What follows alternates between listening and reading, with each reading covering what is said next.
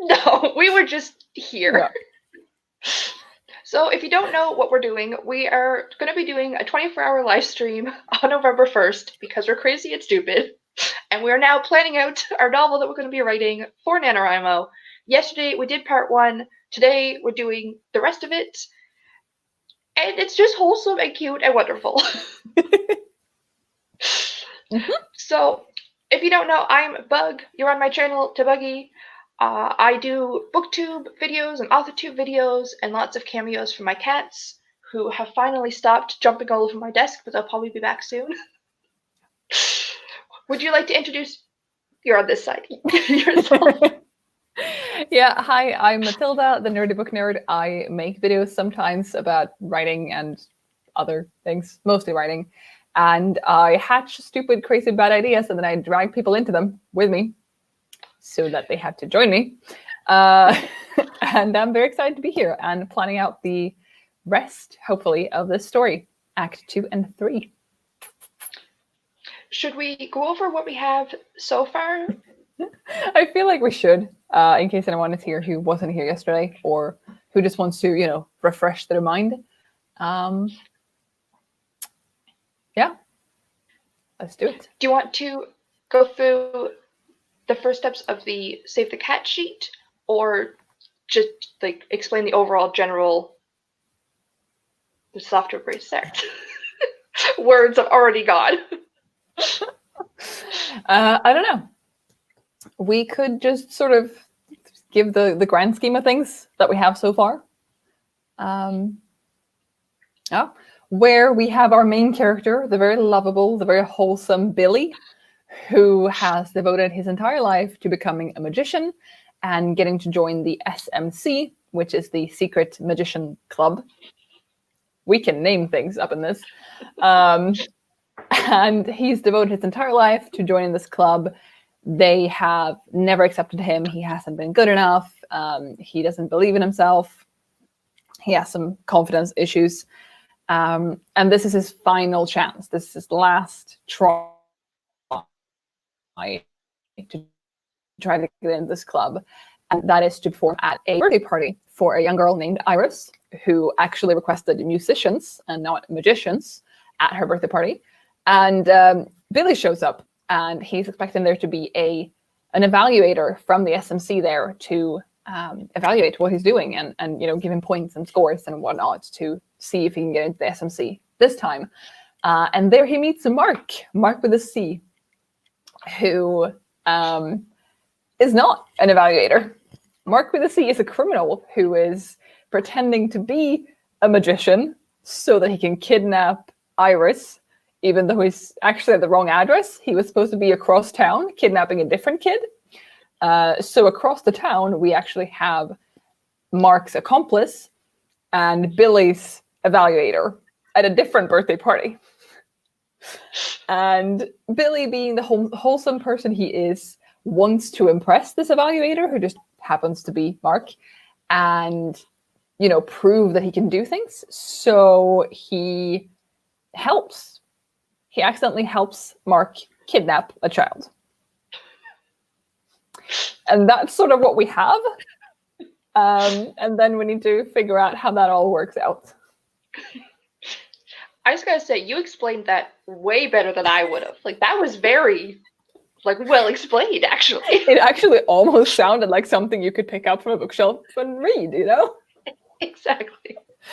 Yeah. Oh, I forgot about Robert the cat, too, or Robert the rat. Oh, yes. That's his stage name.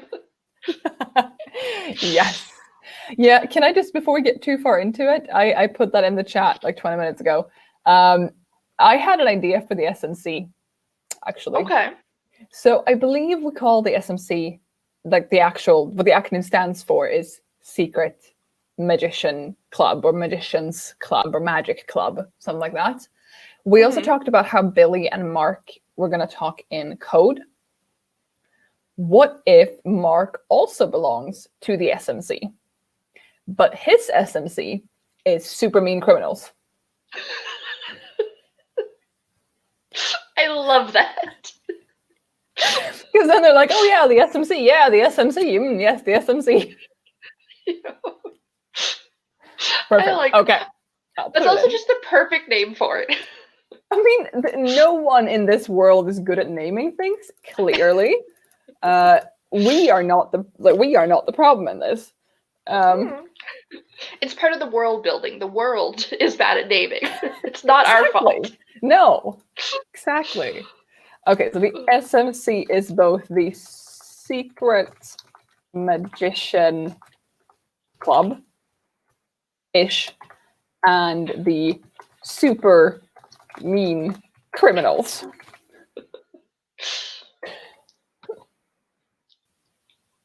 Also, I mean, yes. yeah. I was surprised. We had a heist story, throw it at us, and now we actually have at least like half a plot. Exactly. Very, very happy. Speaking of that, I have. Do I still have the link pasted? Please hold. Talk among yourselves.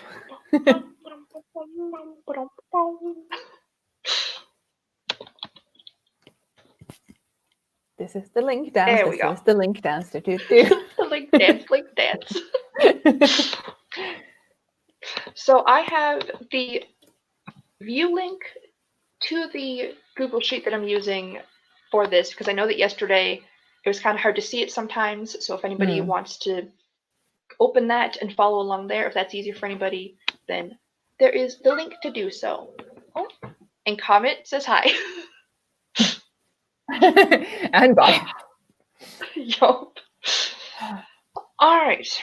So next, I will pull up the sheet. Click. Ta-da! Dun, dun, I'll make it Ooh. extra big. Should we do a quick rundown, actually, of what is actually in the spreadsheets, what we've put into Act 1? I think we should, yeah. Yeah. So, ignore that beep. So, for the opening image, we have Billy writing a letter to the SMC, practicing some magic, that kind of thing. Because he's a very good, dedicated magician wannabe. Ouch. Maybe wannabe is not the right word. Mm-hmm. Like a nice, whatever the nice word for wannabe is. Enthusiast. Try hard. Enthusiast, yes. Not try hard. And then for theme stated, we have that Billy wants external validation, in this case, approval from the SMC, but needs to learn confidence and self-validation. Here, I'm going to just actually shrink this a little bit so it doesn't keep jumping me over. There, now I can click on it without it moving me. But yeah, so he is just this insecure, cute little cinnamon roll. Wonderful cinnamon roll, exactly. Then we have, oh, why do you keep moving me? See, I shrunk the window down on my side, so it's not exactly where it should be. You can't see that because I'm only sharing the one tab. There we go. And then for the setup, so we also realized that the order of this is a little bit messed up, so we'll kind of tweak things as we actually write it. So we have Billy shopping for Iris's present, worrying about getting a good enough present, worrying about validation again. He makes a joke to a store employee, but fails miserably because he's socially awkward. So the example that we gave is that he's gonna tell him that he's buying a present for this kid that he's never met and he doesn't know, and he just sounds really creepy. And then more practicing magic, and he wants to specifically practice teleporting because that's like the cool big trip, but he keeps messing it up.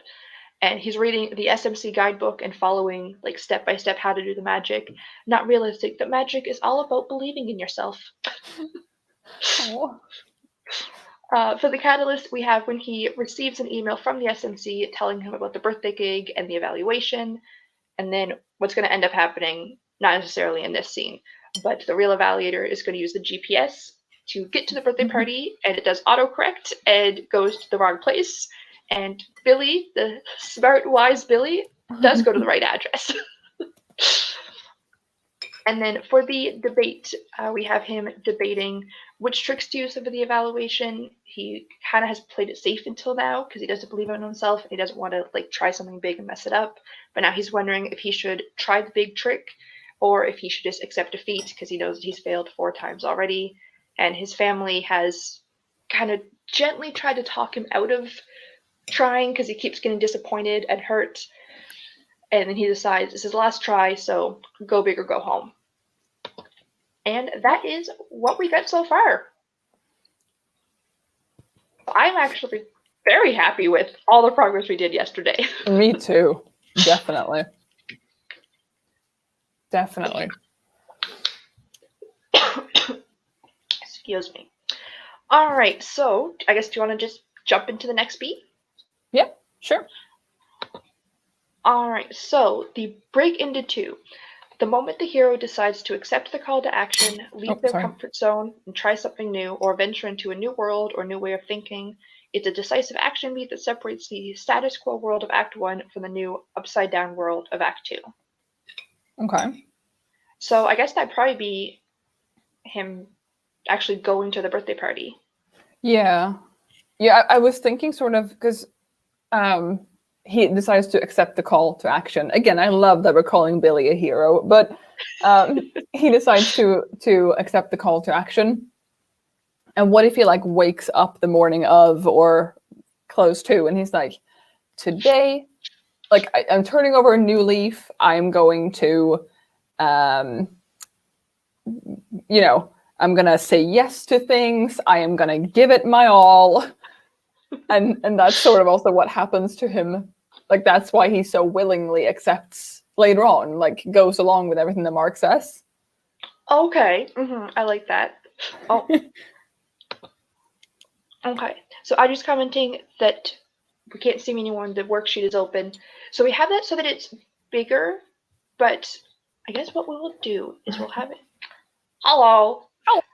Now you guys can see us. If you want it to go back to bigger or you need it bigger, just let us know and we'll switch it back. But yeah, again, you can also follow along in the link that Bug put in the chat before, if you're able to do that. All right, hopping back here. Yeah. All right, so my brain just shut off and I completely forgot what we just finished saying. I said that he wakes up, maybe something prompts it, but he wakes up and decides to say yes to things and give it his all, last chance, in like a positive way, not like, oh God, it's my last try to do this, but like, no, it's my last try. I will really go hard or go home.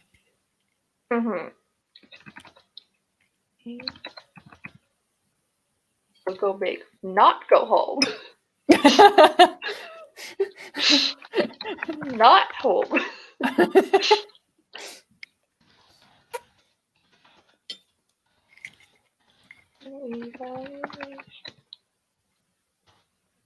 But he still wants the external validation, though. That hasn't changed. Yeah.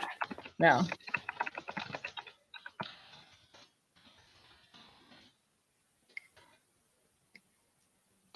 Yeah.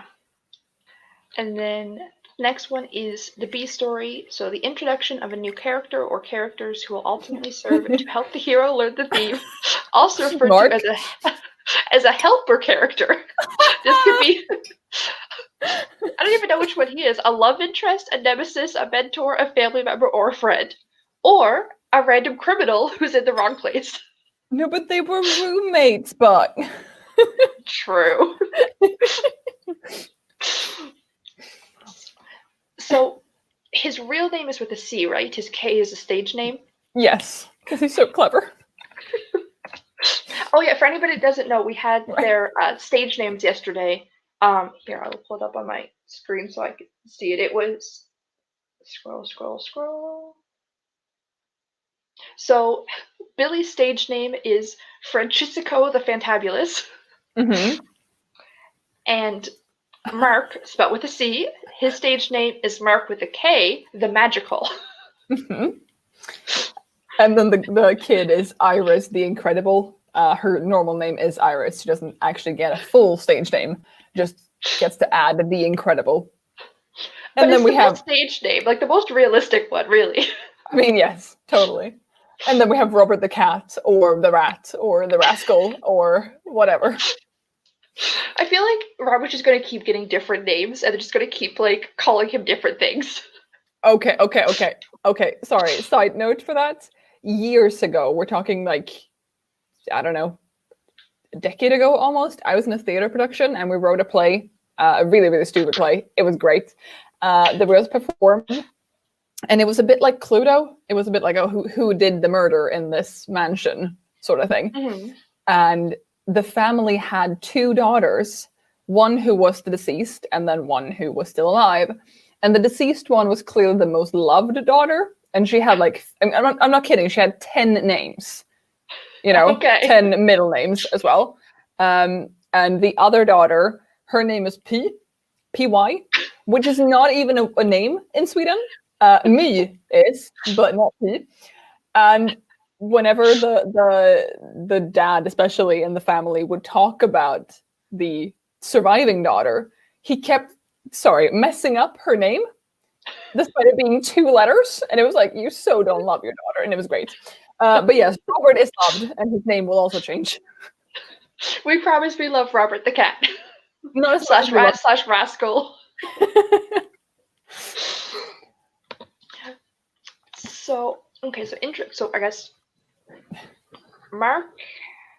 Does he come? So I guess they probably meet at the party. Yeah. Does Billy arrive at the party in the B story or the beat before?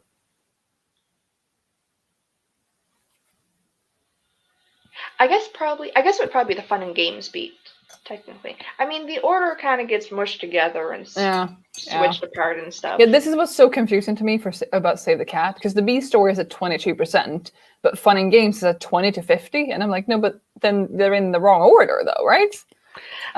Yeah. We can play around with the order. I mean, the story isn't super serious, so maybe us following a beat sheet also doesn't have to be super serious. I think we just really needed some sort of structure because we've realized that we're too chaotic on our own. And we needed New announcement, new discovery. We are mildly chaotic. Mildly or wildly is the question. But yeah. Exactly.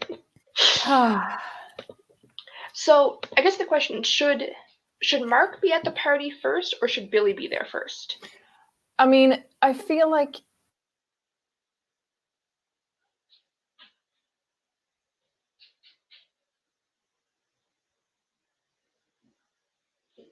I can't tell if you're thinking hard or if you froze.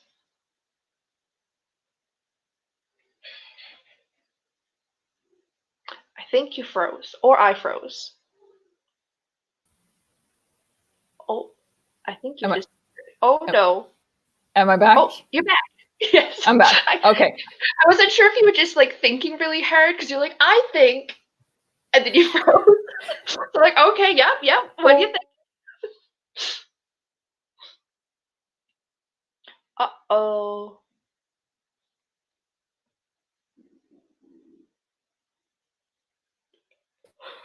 Okay. I'm here. Are you here? Yes. Okay. I've switched over to my portable Wi-Fi. Okay. Yes. Sorry. What was I saying? I think something. Yes. Yes. Mark is the main criminal. He has an accomplice, a side helper, sort of. So for him, it makes sense to be there first. For Billy, I assume the evaluator would be there first. That's what I was Mark. thinking too. Yeah. Okay. So Billy will arrive and like introduce himself to Mark. Yeah.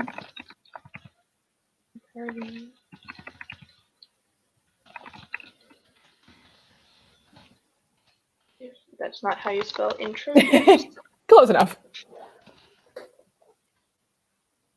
And then this is where they'd be talking in code and acronyms.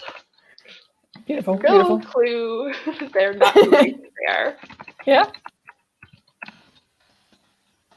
Yeah, and maybe Mark gives like a compliment, like, "Oh, you really went all in for this," because Billy shows up in like complete wizard garb, and he's like, "Yeah, oh, the evaluator liked me. I did something right."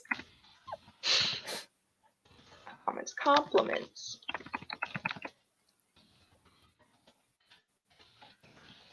To his costume. Exactly.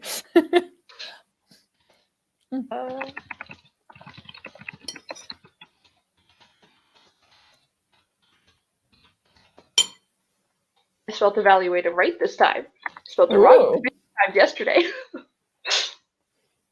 Also, I'm picturing Billy just getting all like giddy and cute about the little compliment. He's like, "Oh, this is so happy." Yes. I want us to, like, when we have a bit more of this, go through like all the things that he could be worried about, things that have gone wrong in the past, and things that he now has improved upon, or that Mark the evaluator at least seems to think that he's improved upon. You know? Yeah. Yeah. I like that. Yeah. Also, since Mark doesn't actually, because if you missed this yesterday, Mark actually doesn't do magic. Why his idea to kidnap the kid was to try to do it through magic, I don't know. But he doesn't know the magic that Billy can do. And it makes sense that the evaluator would ask Billy about the magic he's going to do. So I just imagine Mark going like, "Oh, so how are you going to do it? Is it going to like blow up the cake?" And Billy's like, "No, I'm not going to blow up the cake." No. And then just continued chaos in their conversation and just assumptions in every which way. I'm also picturing like Billy is like half worried that this is like some sort of test, that he's like, "Oh, so are you going to cause chaos and mayhem?" No. Is those the answer you're looking for? Do you want me to cause chaos and mayhem? Yeah. Yes. I think they're going to have a really good relationship, or like interaction in general. I think so. I think it's going to be really fun to like write them together. All right. So I guess we'd also meet Iris and the birthday family. And that's also why. Sorry, what? No, I was going to say that's also when the family's a bit confused. They're like, "But we only ordered one magician." And they're like, Right, "Well, 2 for 1. Team act. Whatever."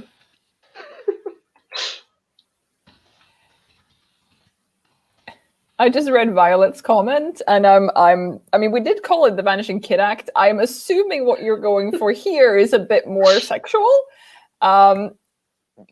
No.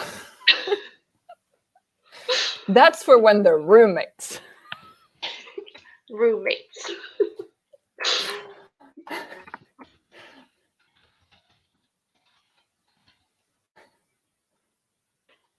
Yeah.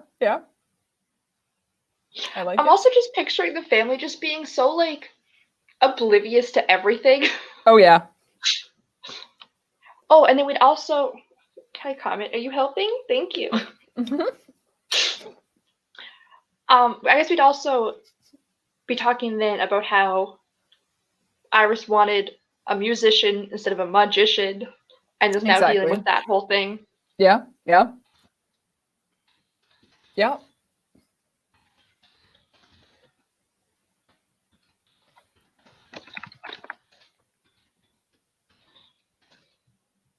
Now, I know that originally, before we switched it to the 2 different parties and when this kid was still the rich snobby kid, they're all like mad about it. What would Iris's reaction to having a magician instead of a musician be? Yeah, I was thinking about that too, because I don't want her, like, I want her to be confused more so than upset. Like, yeah, like I kind of picture her kind of like, they could be like, "Oh, thanks." Exactly. Like, she doesn't want to tell her parents that, like, no, you guys completely messed it up. She's like, "Okay, well, they got me something for my birthday, and I'm going to try to appreciate that, even though I hate magicians." Yeah, I like that more than her being all, like, angry about it, because her parents did try their best. Yeah. We, again, want it to be wholesome, just with kidnappings. Exactly. Wholesome, but kidnappings. It's a new genre. You heard about it here first.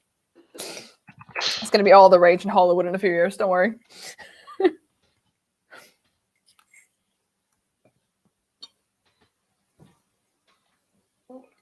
Hi, Comet. Oh, we also need to be introduced to Robert the cat Mm-hmm. and Comet the cat. Hello. Hi. No, Robert the cat and Comet the rat, obviously. Yes. The only way is not alliteration, the only place. Here. I'm also like, what if Mark actually is a musician? Or at least can play decently? And then at the end, Iris gets the happy birthday she always wanted. Exactly. I kind of like that. Once they eventually bring her back, and then I assume they bring her back, and then Billy just like summons a piano, and Mark is like, and everyone lived happily ever after, you know? Yes. I like that. So, Audrey's comment here, we figured out yesterday the SMC already told the family there'd be 2 magicians because of the evaluation. I think that we were kind of going back and forth on it, and then we decided that, because both families had to have 2 people, Mm-hmm. so I think that we just decided just like a 2-for-1 deal, just kind of a vague, you know, yeah, it's fine, there's 2 of us now. Exactly. Yeah, because the family and most people in the world don't know that actual magic exists. So, question though.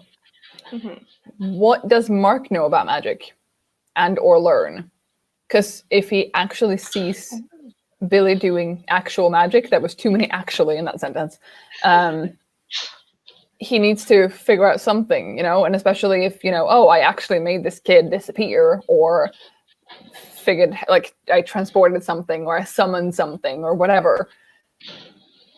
He needs to catch on at some point. Although we were talking about when do they figure out that the other person is the wrong person.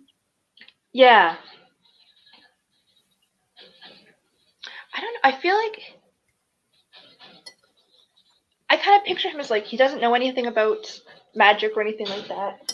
But then once he finds out, he's just kind of like in awe of everything. He's like, oh, there's real magic. Oh my god, this is so cool.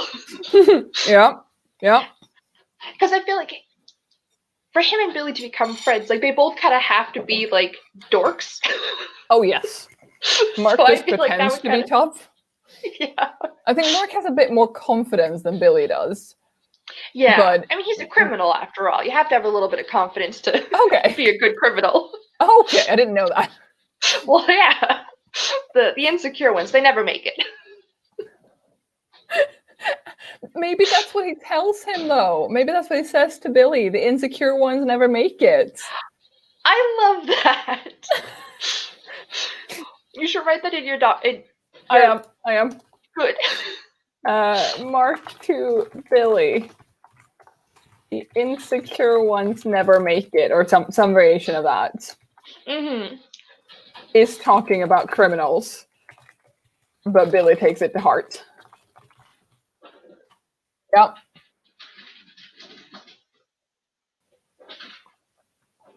Ooh, I like this. There.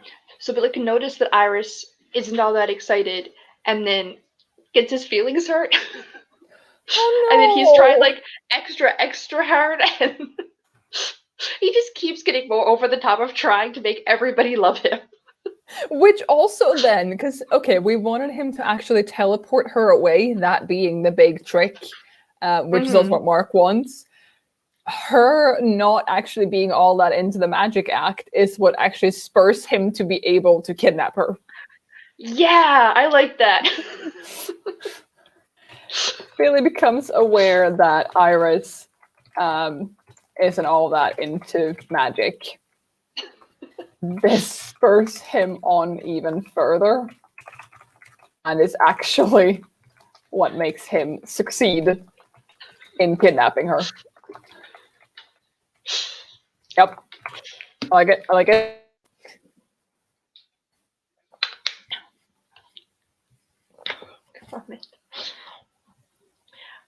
I don't think there's anybody else that we need to introduce in this beat, right? I don't think so. Again, you know this outlining method better than I do. I haven't finished the book yet, so... I mean, also, this is very loose, so we can tweak and change things as we actually write it. But I think that's because they wouldn't be meeting the real evaluator and the real other criminal. Mm-hmm.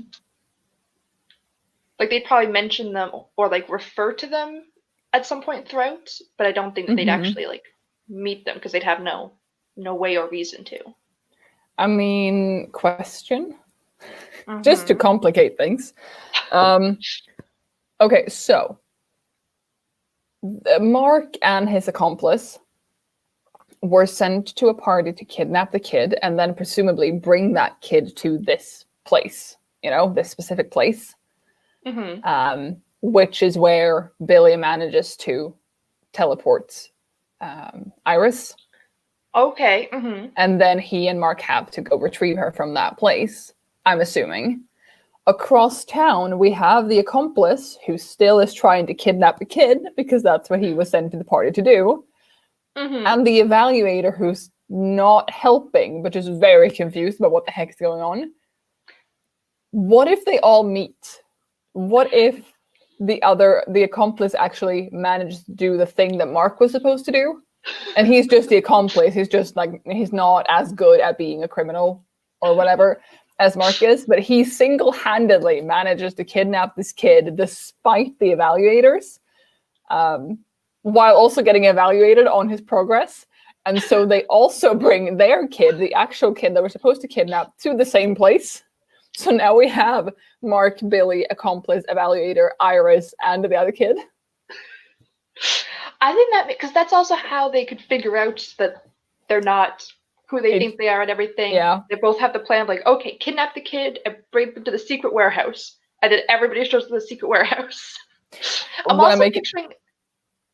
I'm also picturing the evaluator is just kind of like trying not to get involved because like he's trying to evaluate Billy. Yeah. Exactly. So he's trying to he's like, okay, well, I'll just let you do your thing and I'll just be silently grading you from the side. Like, I don't know what's going on. And just following along, like not getting involved, but just like, okay, we're going over there now. Cool. I'm going to come with you. Yeah. I love it. Want to make it even more complicated? I love complicated. Welcome to this whole thing. What if Iris and the kid across town, who doesn't have a name, what if they're twins? What if they were adopted into different families and they're identical twins and then they show up at this place? I feel like... Is it a little too much?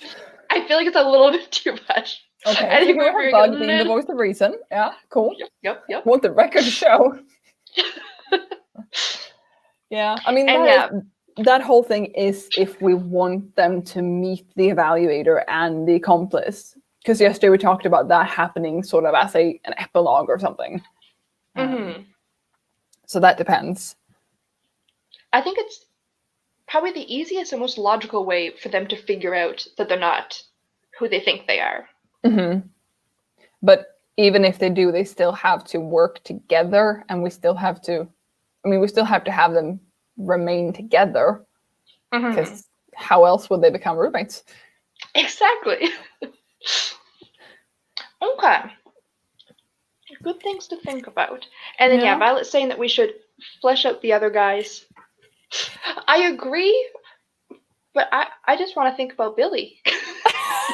We should flesh out everybody else, but I love Billy too much. Truer words have never been spoken. Okay. I have a document up from yesterday.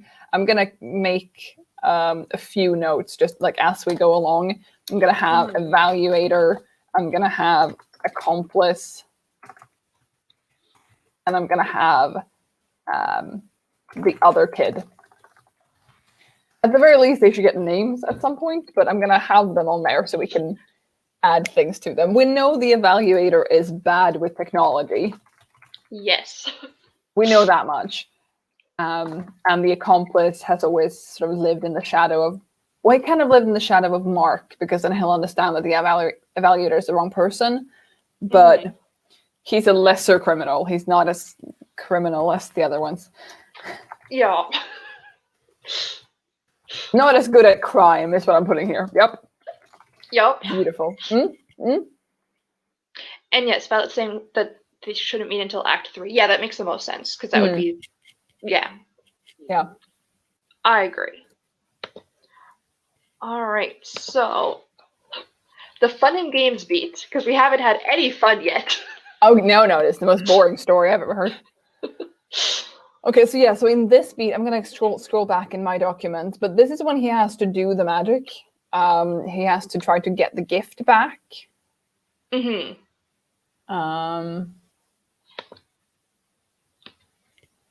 I assume. Yeah. Oh, yeah. I guess we didn't mention that. So actually, you know what I can do? I just realized. There we go. Now I have a little more room. Yeah. So that was another thing we forgot to mention. So also, while all of this is going on, Billy brought the kid a present and is now realizing that that's awkward, or he's like, okay, I just brought this present to this kid I don't know, and there's a card in there that like acts like I know her, and that's just weird and creepy, and I'm going to try to get the present back. So at the same time as all of this is going on, Billy is also trying to get the birthday present back without looking like he's stealing a child's birthday present. What if okay, so when he got the gig, or like Billy loves magic. He wants everyone to love magic. So what he actually bought this kid after like whatever it was, 6 hours in a store trying to pick something out was like a beginner's magician kit. And now on top of realizing that she doesn't like magic, he's like, oh shit, I need to undo this. That. Ah, I click.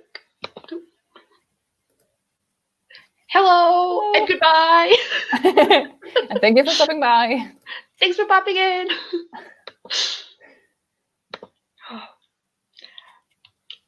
All right, so I guess right here. And now this is so the longest beat, like the most stuff in it. So we already have a lot of things happening in this one. I guess I'm jumping ahead of myself. I should actually read what the beat is in case anyone's following along with it. So for the fun and games beat, it says, this is where we see the hero in their new world. They're either loving it or hating it, succeeding or floundering. Also called the promise of the premise, this section represents the hook of the story, why the reader picked up the novel in the first place. They picked it up because Billy is the most wholesome little bean. Okay.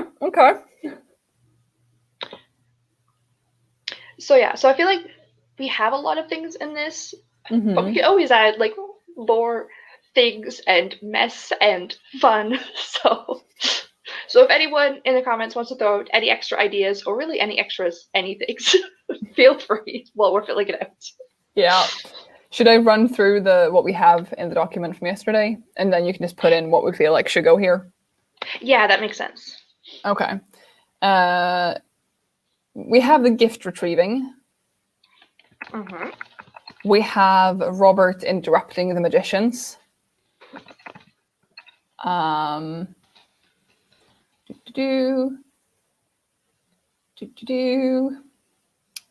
the rich people and their minimalism. Yes. Which, if you missed that yesterday, Mark believes that he is in this rich people house, and then he complains about rich people and their minimalism because there's nothing for me that I can steal easily because they'll see if something's missing. Little does he know that this is everything the family owns. So, yeah. I like that. Yeah.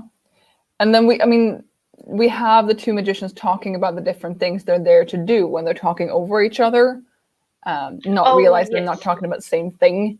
That continuously happens, I feel like. Yeah. So like trying to plan but not talking about the same thing and like referring to their plan.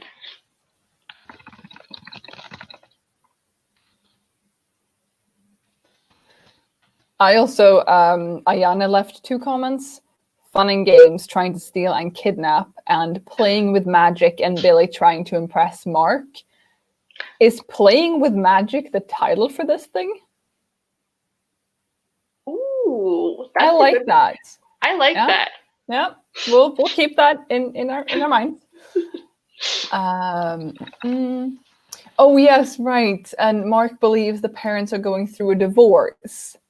Oh yes. So he talks them in code, and they don't seem to be catching on, and they're being super lovey-dovey and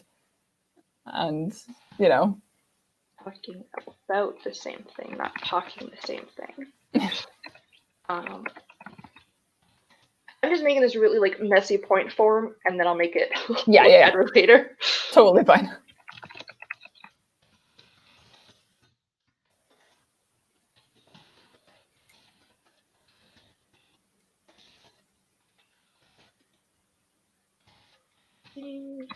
Cute and lovey-dovey, and thinks it's just good acting. Exactly. I also playing.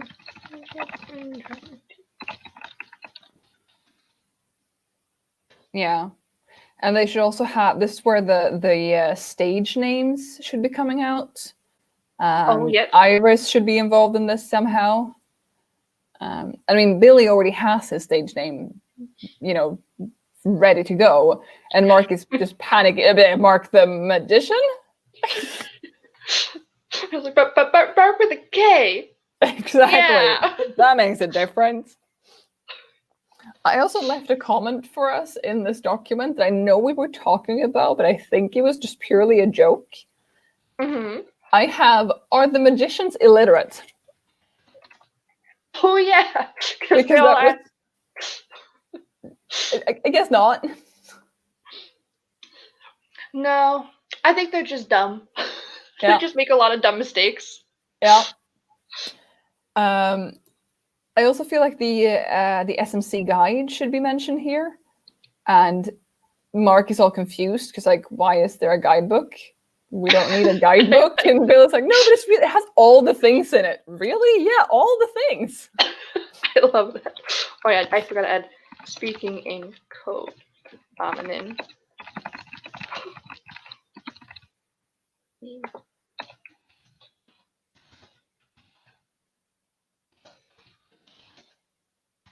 confused and concerned. I mean, yeah.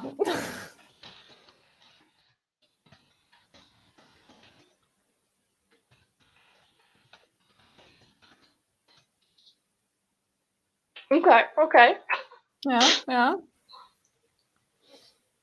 That's sort of what I had in the document. I've scrolled over like the character stuff because that's not for this.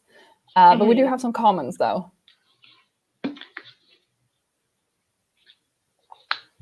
Sorry, I needed water. That's fine. So, click. Okay, so midpoint could be Mark going through with the original fake disappearing act kidnapping. Yeah, I guess that makes sense as the midpoint because that's okay. Yeah, we never actually figured out how Mark kidnaps Iris. Like, does he do it without Billy's help? Because if he's like, oh, we need to make the kid disappear, and Billy's like, okay, teleports her away. Maybe that's a bit on the nose. I don't know. Yeah, because I feel like their original plan would have been something like one of them pretends to make her disappear, and the other one just like nabs her and runs, like behind a curtain or something. Yeah, you After distract magic them, happens. I run. Yeah, and then that's what Mark thinks that Billy's gonna do, and then Billy just is like, oh, okay, here's my big moment to shine, teleport. Yeah, but then he ahead of time needs to know about the warehouse if that's where the kid ends up. I'm guessing that would be probably while they're talking about their plan. And Billy just thinks this is like the final test of like, okay, can you teleport this child to this far away-ish, this location across town? And he thinks that's like his final exam ultimate or something. Test. Yeah. So he's like, okay, yeah, I'm gonna do it. This all makes sense. It's a weird warehouse, so there's nobody. There's privacy. Excellent, perfect. This makes sense. Yes, I'm in. And meanwhile, Mark is like, no, we're kidnapping a kid. Yep. And then I feel like that should be at the end. And like Billy somehow Billy doing magic is what ends up like saving the day. Yeah, because just thinking about like Billy actually then manages to teleport this kid, which is like the biggest challenge he's ever had to do. He's now managed to teleport a pen, even, you know? He manages to teleport her, which is probably how Mark figures out that Billy has magic, like real magic. And then Billy has proven that he can actually do magic and then he can do this big trick. But he also just kidnapped someone. That's bad, and that will probably make him spiral. So also, I'm just picturing he finally does this trick, and he's all like excited, proud of himself, and then he realizes you're not the evaluator. Nobody just saw. It's like when you do like something really cool or like catch something, but nobody's there to see it. Yeah. So he's like, I finally did. He's like, oh, that's cool. He's like, of course it's cool. Like, what are you talking about? He's like, I didn't know you could do real magic. He's like, you're the evaluator. He's like, I'm the what? Excuse me? And then just arguing about that in the street behind the house. Meanwhile, the family's just running around frantically looking for their kid. And Mark and Bill's like, we should go, shouldn't we? Yes. I like that. Next. Yeah. I agree. So once they kind of get to that set, realizing like, oh, shoot. Yeah. Ooh. Oh, I tried to click on this one. The sketchy van. Yeah. I like that idea. Oh, I love Audrey's. I love Audrey's. Wait, 1 second. I feel like we get fail and Mark steps in. Oh, that's cute too. Yeah. Like Mark helps Billy with the magic, not realizing that Billy has real magic. I mean, what if Billy manages to teleport Iris and then he's just so spiraling and he can't do any magic, so Mark has to like drive the kid back. It's like, we can't just teleport her back. We have to actually, you know, drop her off. In this really sketchy van. Exactly. But I love that. Yes. Oh, we need that for sure. We do. Billy, the super mean criminal.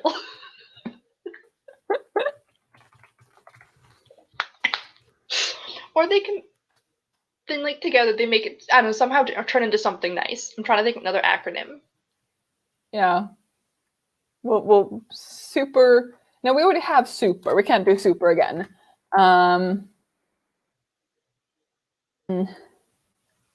We'll figure it out. What? My brain just went simple-minded chaps.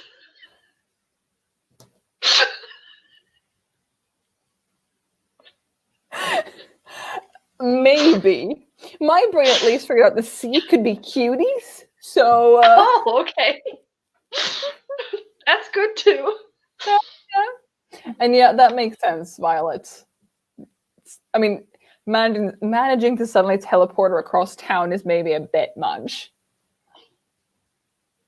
Yeah, and then maybe into the car, and then Billy gets into the car, and it's like, okay, cool. Where are we going? Are we going to give the kid back? Like, is she part of the SMC? Like, what's happening? Yeah. And just like sitting in the car, be like, I did it. Woohoo! Everything's great. And then they get to this creepy abandoned warehouse. He's like, this is kind of weird, but okay. I still did it though. Yeah.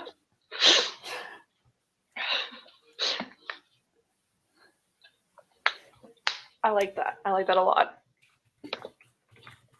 So, is there anything else that we needed to add into the fun and games beat? I don't think so right now. I think we can skip ahead or go to the midpoint or something and then fill that back out if we need to later on. Okay. So midpoint. Oh, the guidebook has ended up there. What are you doing there, guidebook? I love it. Super mean criminals. Wait, why? Oh, it might just be because I'm not scrolling right. Okay, yeah. Okay, yep. Okay. So the midpoint. So the midpoint was the. Let me read what it is, so we have that first. Oh yes, you're so organized. So the midpoint is literally the middle of the novel, where the fun and games culminates in either a false victory, so the hero has thus far been succeeding, or a false defeat, the hero has thus far been floundering. Something should happen here to raise the stakes and push the hero towards real change. I mean, it's a false victory. He manages to do the thing the SMC wants him to do. It's just the wrong SMC. I like that. So he's been succeeding this whole time. Exactly. But He's been not doing really. everything right. Buy the book. Buy the guidebook. Guidebook, yes.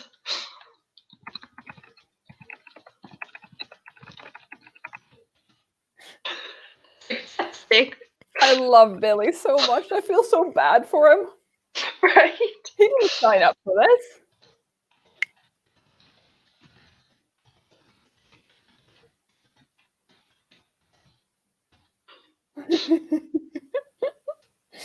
Yeah.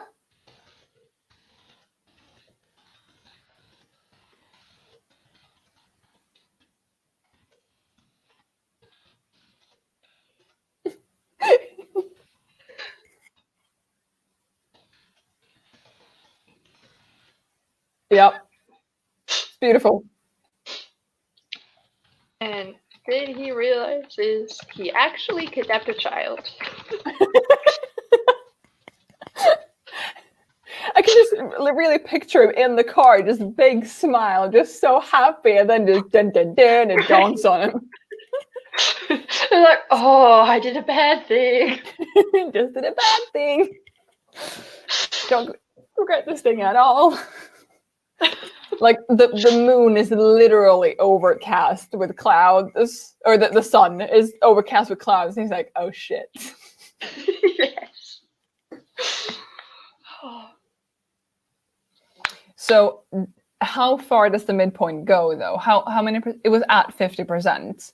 So yeah. So the midpoint, I think, is just like one scene, and then we're jump into the bad guys close in. Okay. Do we find out? Yeah, because he realizes he kidnapped a kid, right? Yeah. Yeah. He realizes it was a false victory. Mm-hmm. So do they make it to the warehouse in that, or is that in the bad guys close in? I also love there's a warehouse of all things. It couldn't be an airport or a park or, playground. It has to be a creepy warehouse. That's where the sketchy vans go, obviously. Duh. So I guess they kind of bleed into each other. Okay.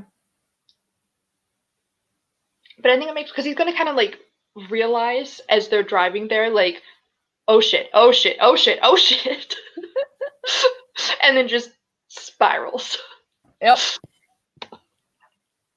So bad guys close in is if the midpoint was a false victory, this section will be a downward path where things get progressively worse for the hero. If the midpoint was a false defeat, this section would be an upward path where things seem to get progressively better for the hero. Not going to happen. But regardless of the path, the hero's deep-rooted flaws or internal bad guys are closing in. So that would be his lack of confidence and need for external validation and just being a people pleaser who kidnaps children. And meanwhile, we have Mark going like, no, but you did a really good job. See, you did the trick. You succeeded. You did so well. And he's like, no, but I kidnapped the child. Yeah, because I guess at this point, Mark would probably also clue in that Billy isn't like his criminal accomplice. And he's trying to be like, well, I got what I wanted, but also like, no, it's okay. You did good. You did a good job. I'm sure the evaluator will appreciate it. I'll tell them you did good. I'll write a glowing recommendation. 10 out of 10. Kidnapped child. Perfect. Oh God, no. Okay, so this I guess would be Billy spiraling after realizing he's kidnapped a child and not actually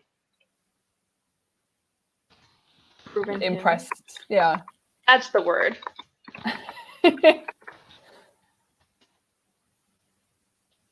Although he did, just the wrong SMC. I mean, I can totally see Mark trying to. I can totally see Mark trying to recruit him and being like, no, but I mean, we can really use a guy like you. Yes. You don't need those other guys.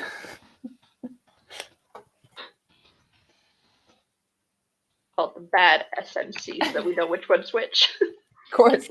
Like yesterday with the good magician, the wrong magician, and the false magician. Yeah.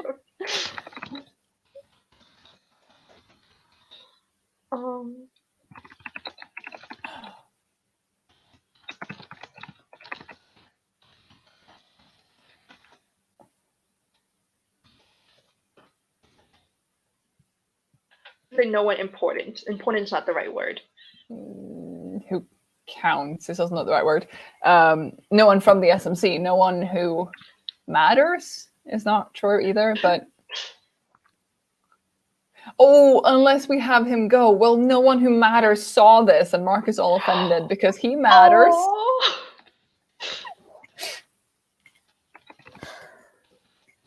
Mark's feelings get all hurt. Oh no. I also really like Binary's comment.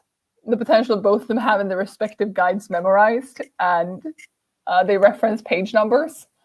I mean, we weren't sure that the bad SMC was going to have a guide, but that would be a lot of fun.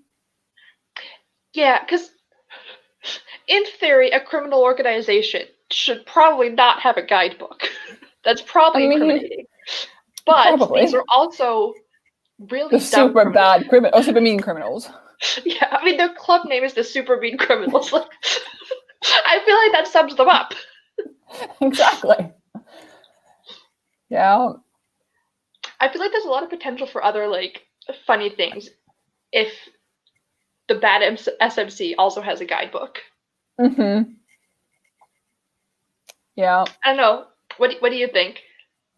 I'm tempted, though. I mean, we don't have to, because, I mean, Mark will have, if there is a guidebook, he will have it memorized, so he won't have a physical copy of it. Meanwhile, his accomplice will, have his nose stuck in it all the time. So he's probably heard about it a lot recently.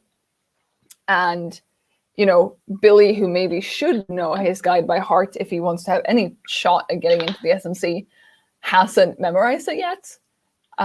It could be fun to have two guidebooks. I feel like Billy would have memorized like a lot of it, but keeps making little mistakes. Like he's like, oh yeah, this quote, and it like messes it up. But he studies it like crazy, so he knows it. He just like keeps making dumb mistakes.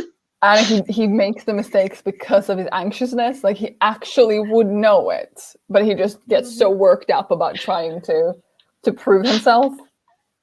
I'm just good. Huh? What is OSHA? Actually, I don't know if it's actually pronounced OSHA or OSHA. How do you say that? I've actually never said it out loud. What is it? Enlighten the poor Swede over here. Occupational Safety and Health Administration. I always mess that up. I don't. Yeah, it doesn't say whether you're supposed to say it or say the letters. Okay. So basically, that means what in the context of what we're doing now? Like health and safety and like proper guidebooks and stuff. Oh yeah. Another comment actually jumped in. I was reading a comment before and then it jumped to that one. So I want to scroll up for a second to see what I actually missed.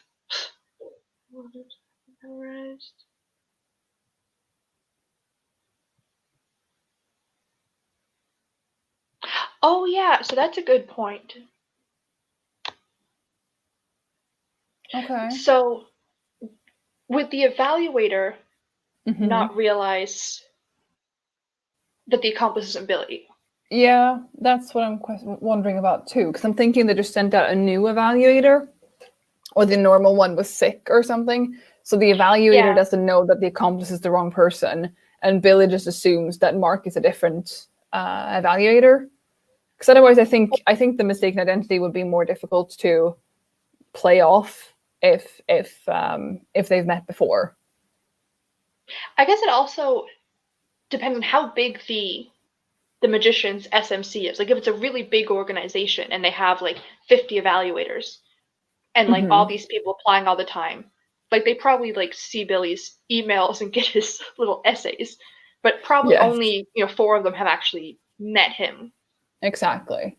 And I mean, it could be anonymized to some extent so that the evaluator who actually shows up where the accomplice isn't expecting to meet a Billy, and now they meet an Eric, They're just like, yes, I'm here to evaluate a magician or a trying to be magician person.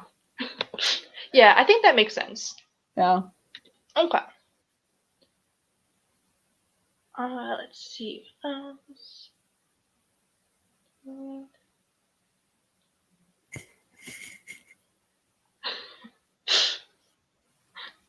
Billy becomes a criminal. It's too late, and he can't change his mind anymore. It's stuck. You're too late. You've already kidnapped a child. There's no going back. Yeah. I mean, I feel like, okay, did we want them to, at the warehouse, because I'm thinking about the bad guys close in, is that where they also meet the evaluator and the accomplice? Because then it's like, he didn't prove to the evaluator what he could do, and also the evaluator just finds out that he kidnapped the kid. Like, there is no coming back from this. Not only That's was it his true. last try and the evaluator went to the wrong address, so it's actually not Billy's fault, Billy still messed the heck up. Yeah. And like, just a mess up. Like, he didn't do something illegal, he just messed up a little bit. He just made a little mistake. Just a simple misunderstanding. That's easy. Yeah. I like that comment. But then did we want them to meet the accomplice and the evaluator, to meet Billy and Mark at this point? I think so. Yeah. I guess... Have they successfully kidnapped the kid, though? Or do they show up there and the evaluator is just scolding the accomplice for not doing anything right at the party? I guess that would probably be the All Is Lost or the Dark Night of the Soul beat. When they actually like get their success and they realize like, oh shit, everything is bad, everything is wrong, this could not get worse. But I think it makes sense that the accomplice and the evaluator would also have a kid, because otherwise I don't think they wouldn't have gone to the warehouse. Exactly. And then we also have, I know Mark isn't the main character, but then we also have him who's like, yes, he actually achieved in what he was supposed to do through the help of his accomplice. Here is the kid that he was supposed to kidnap. Does he go with that kid and get the ransom money or whatever? Or does he go with Billy to return the wrong kid and try to help Billy out? That's true. Also, I'm picturing now Mark like arguing with the evaluator for Billy. He's like, listen here, Buster, he did a really good job at his magic, and you guys better accept him into your club. Yeah, like, and you went to the wrong address. It's not Billy's fault. Make him a real magician. Yeah, and then the evaluator just won't budge, and then Mark's like, come on, Billy, you don't need these guys. And then Billy realizes, like, I don't need these guys. I did magic without their approval. It didn't go well, but I did magic without their approval. Exactly. Yeah. I love Billy so much. Me too. I'm guessing, I think it makes sense for Mark to kind of have a change of heart and decide not to end up kidnapping the kid after all. Yeah. Like, after, like, being with, like, little pure-hearted Billy, but just like, you know what? Kidnapping children is a little scummy. Maybe I should do something else with my life. Exactly. Yeah. I also like Audrey's comments. The evaluator gets kidnapped with the other kid. Ooh, so the accomplice could realize that that's not right and then just kidnaps them both. And then Billy has to help the evaluator. And then as a thank you, he gets accepted into the SNC and then he turns it down. Yeah! Oh, I love that. I like that. I think that's a good idea. Cool. I'm going to write it down. I need my typing arm back, please. Here, you go down there.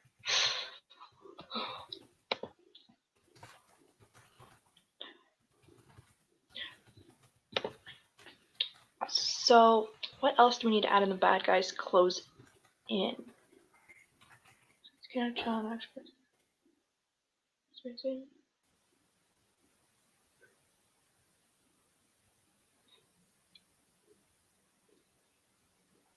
So I think the all is. Okay, I'm just gonna read the next ones, just because I always kind of get these parts mixed up. Like the bad guys close in, all is lost in darkness of the soul. Like I don't really always know where to draw the line. So the all is lost is the lowest point of the novel, an action beat where something happens to the hero that, combined with the internal bad guys, pushes the hero to rock bottom. Okay. So that would be when he realizes he's kidnapped a child, he didn't get into the SMC, and he's just I want there to be a standoff there. I want the SMC, the evaluator, to just be like, no, absolutely not. You know, you won't get a retry or whatever on this, even though we went to the wrong place. You're screwed. You're never getting in. Yeah. And that really shatters his childhood dreams. Plus, he just kidnapped the child. Everything is bad.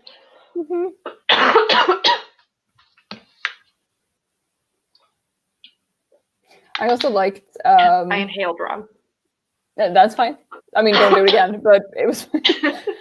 I like that Billy teleports them all to safety, but also I like that the accomplice realizes way before Mark does that he's in the wrong place. I feel like the accomplice is the only intelligent person in this entire story. Like, he's like, nah, I'm here to kidnap this kid, so I'm gonna do that. And you're not who you say you are, so, like, screw you, I'm kidnapping you too. Meanwhile, the evaluator were just like, oh, yes, kidnapping? Okay, interesting magic trick. Uh-huh, all right. I don't really approve of your methods, but yeah, you're doing a good job. Sure.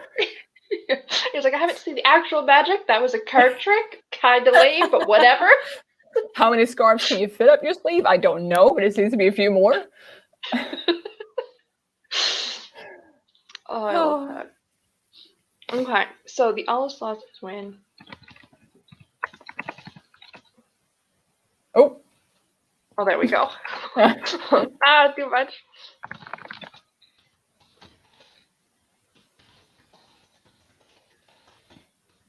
Accidental criminal. Oh yes, of course, you specify that. We don't want people to think badly of poor Billy. He thinks badly enough of himself already.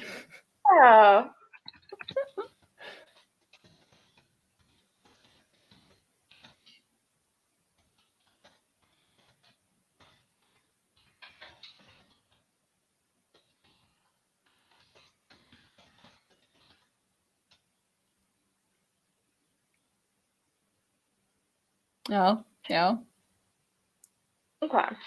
So I guess the things that happened before that, so I guess in this one is when they kind of realize everything that happened. Yeah. So they meet the evaluator and accomplice with the right kid. Everyone realizes their mistakes. Except the accomplice. He made no mistakes. No, he was, I mean, for what he was trying to do, he did really well. I'm proud of the accomplice. He's bad, but I'm proud of him. Yep.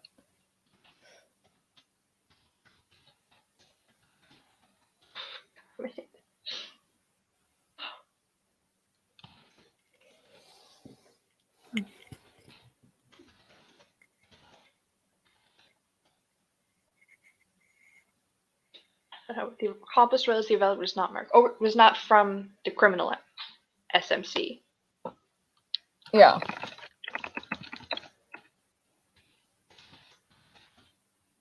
You dropped a not, but...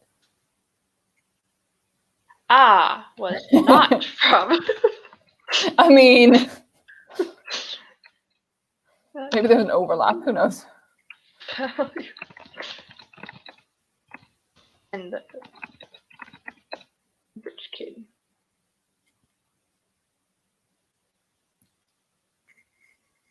Oh, and then we had Mark trying to argue on Billy's behalf and saying he's a good magician. Billy having an identity crisis that he's a criminal. Yeah. Sounds like something he would do. Right. An accidental criminal. Yes.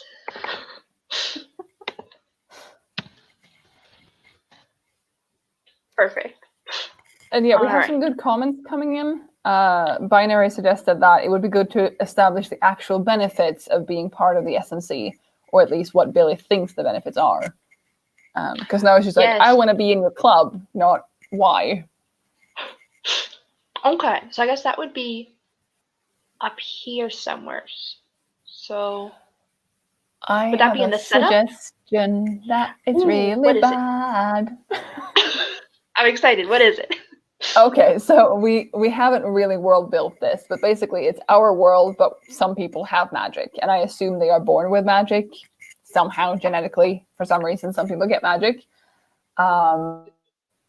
But what if you have to become a part of the SMC, otherwise your magic is stripped from you? Oh, okay, so it's like regulating that you're allowed to do magic. Exactly, like you're born with it, but if you fail 5 times to get into the SMC, you're not allowed to do magic. And to keep you from doing magic, they strip you of it, like they take your powers away. So he becomes But I don't ordinary. want Billy to be ordinary. Okay, I said it was so a bad idea. Sad.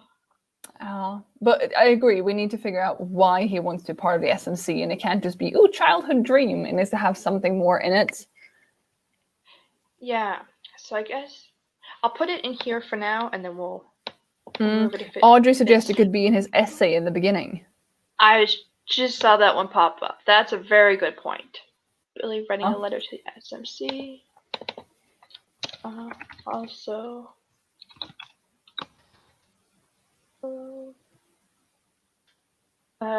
what's the word I'm looking for? Explain the benefits of the SMC and Billy could never be ordinary, magic or not. He is best boy. Yeah, I love that.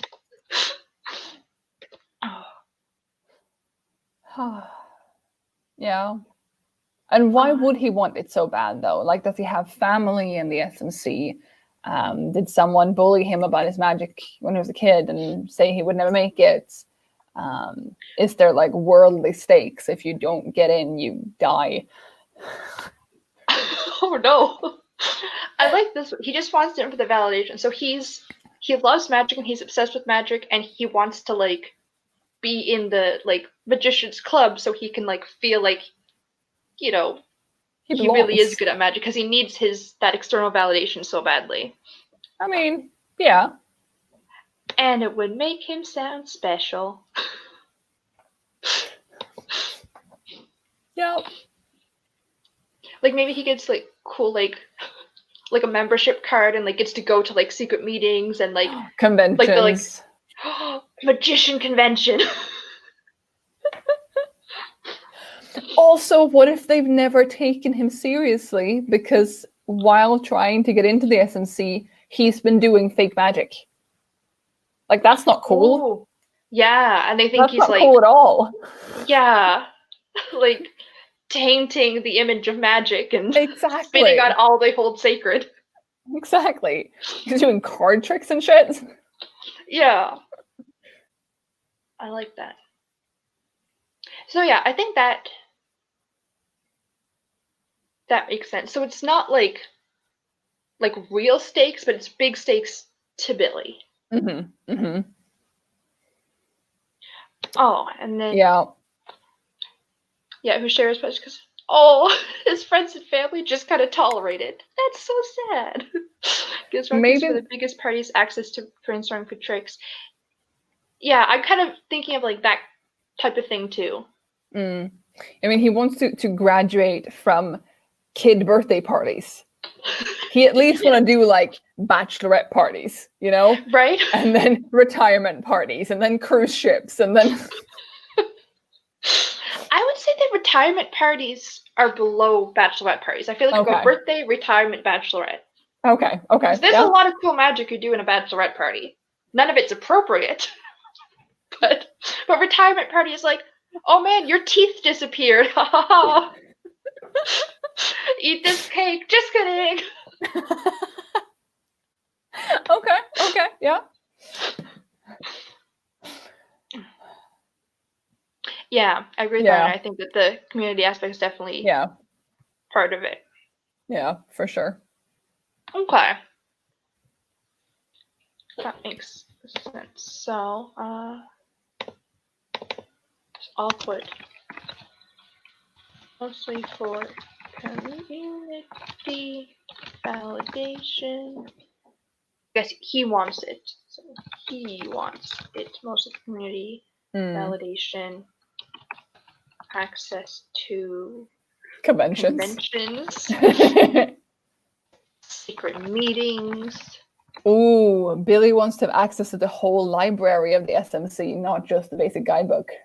I like that. Imagine all the tricks he could do.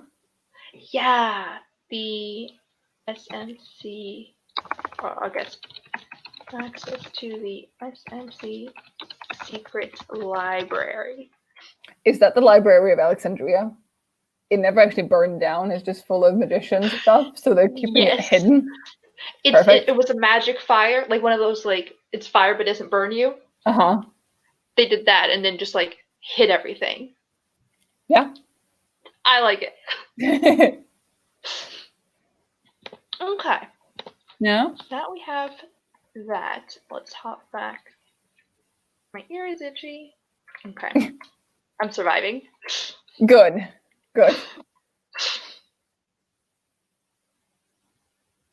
Okay.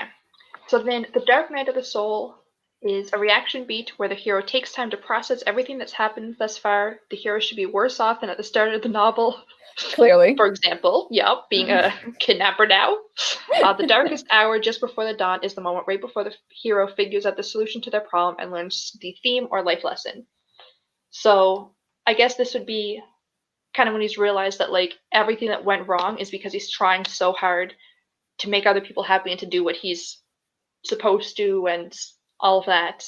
And that he just is way worse off, and he just wanted to practice magic with some new friends. That's all he wanted in life, and now he's a kidnapper. I mean, I'm just imagining him in this dark, abandoned warehouse, just face down in concrete, just crying. Yes. And Mark just like, there. That's what I'm picturing too. Okay. So,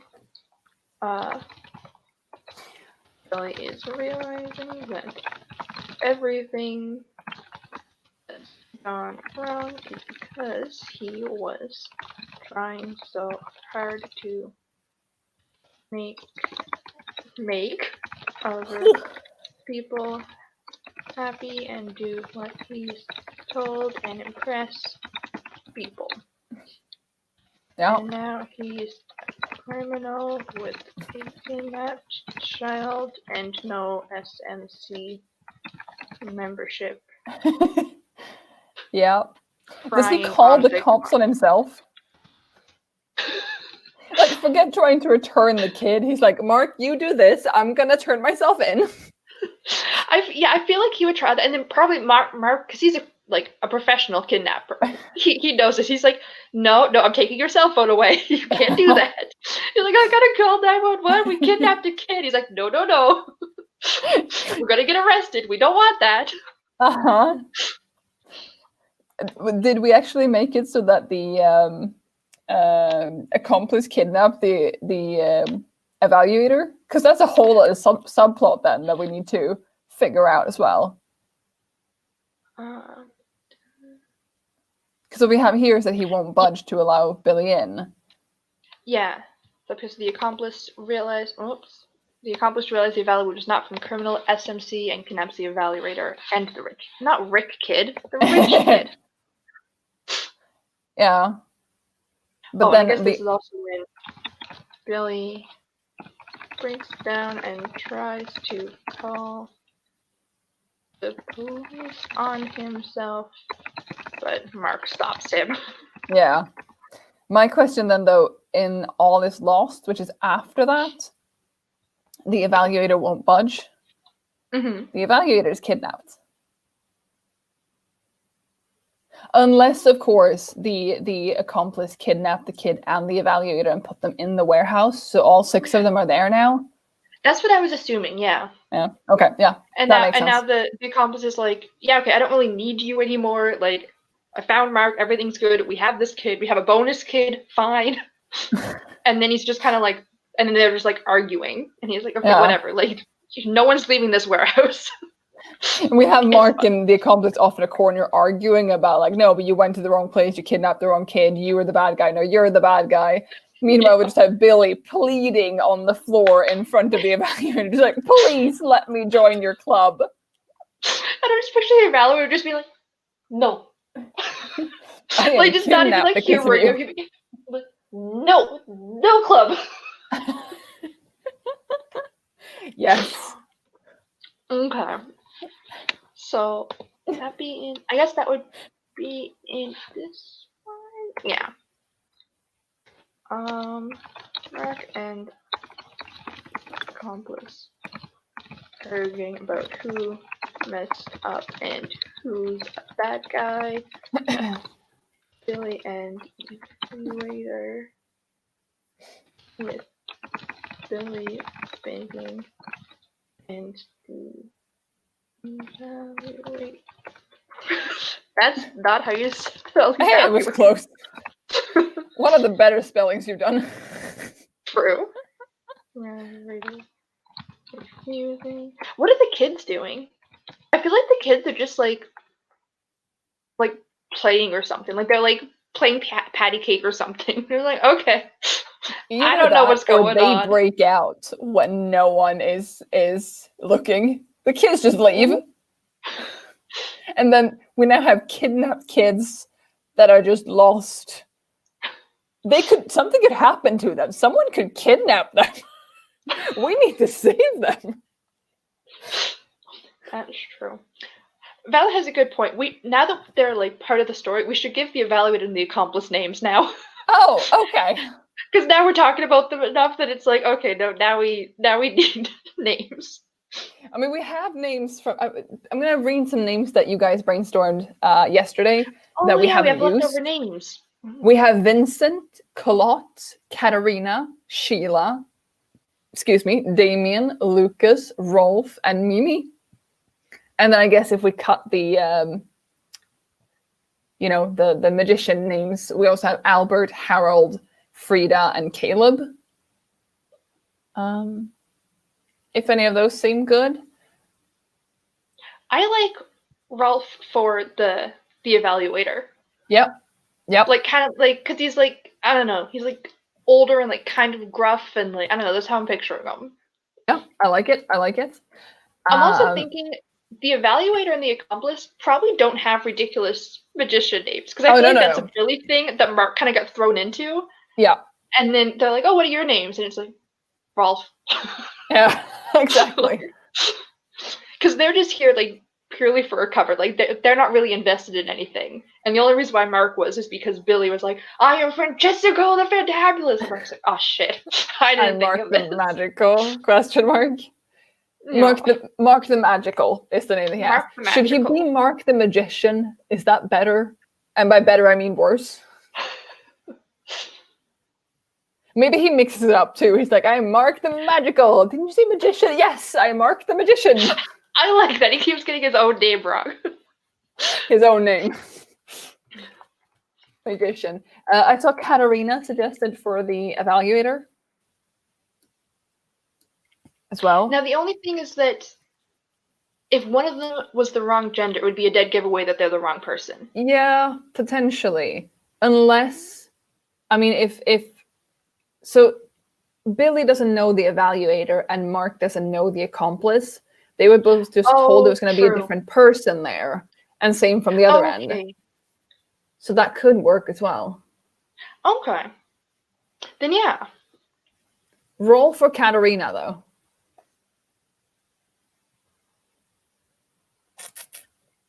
We'll see. I'll put Rolf/Katerina. And then we need to name the accomplice and the other kid. The other bad guy can be Vincent. I think that's good. The accomplice is Vincent. I like that. Yeah. And the other kid, we have Mimi, which I kind of like. Or Frida.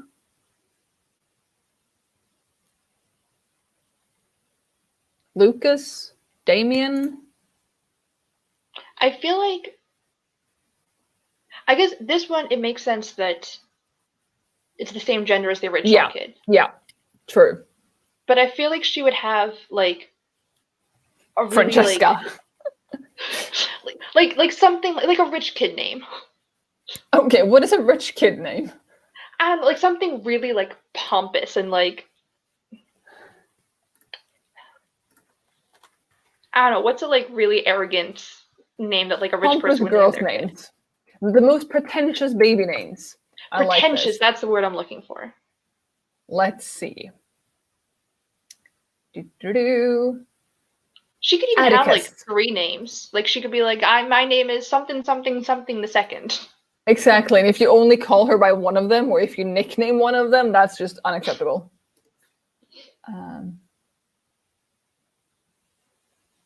Jacqueline is a suggestion. Or Jacqueline. I don't know which pronunciation it's meant for that. 49 preppy baby names that are destined for the Ivy League. Okay. Oh, okay. The first one is Digby. Connery. Ingram. Yates. Aldrich. Whitaker. Bronwyn. Bronwyn is cool. I like that name. Yeah. Okay, we'll suggest Bronwyn. Bronwyn. Thompson. Tilly. I like Tilly, personally. Teague. Niles. Orson. Merritt with 2 R and 2 T. Ooh. Oh yeah, I feel like she should have like a kind of dumb spelling of her name. I also, the name Margaux? I've only ever seen it spelled. Margaux. Margot? Okay, yeah, I guess that'd be like a French spelling of Margot. See, Margot, where I live, is Margot, with the T is silent. Yeah, that's more that what we have too.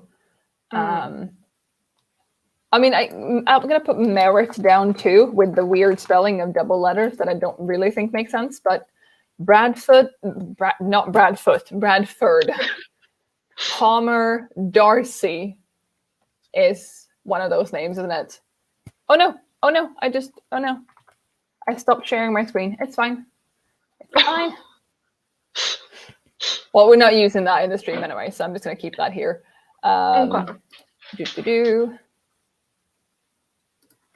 Darcy, are we spending too much time on naming this kid? Yes, we are. But it's a name they're going to have potentially their entire life, so it's important. That's true. Tinsley, Poppy, Ellison, Vance, Thatcher, Briggs, Kingsley, Blaine, Blair, Quincy, Roland, Lennox, Leighton, Sterling, Davis, Keaton, Sloan, Ainsley, Reed, Brooks, Finley, Corbin, Graham, Emerson, Tucker, Arabella. There were 49 of them. Preston, Hudson, Hunter, Addison, Aubrey, Harper, and that's the end. Okay. What about all of the above? Yeah. The few that we wrote down, just put all of them together. Margot, Rowan, Merritt. Yeah, I'll do that. Should she be like the 3rd or something? Oh yeah, for sure. What number should she have?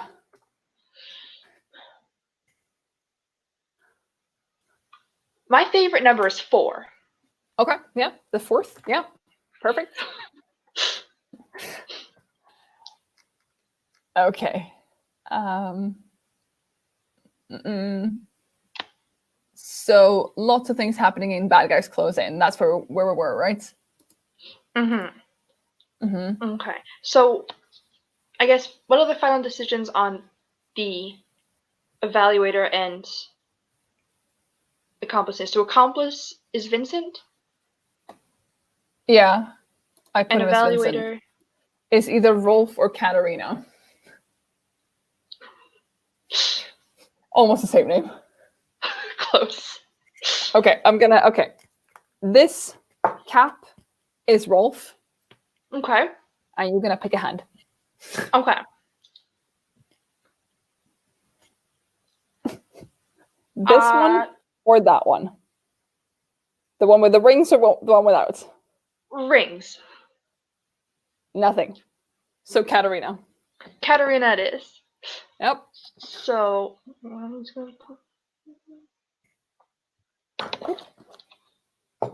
how do you spell Katarina? I was going to put it here, Billy and... Or, nope, that's wrong. I got them backwards. Oh. Vincent, the accomplice, and Katarina is the evaluator. Yeah.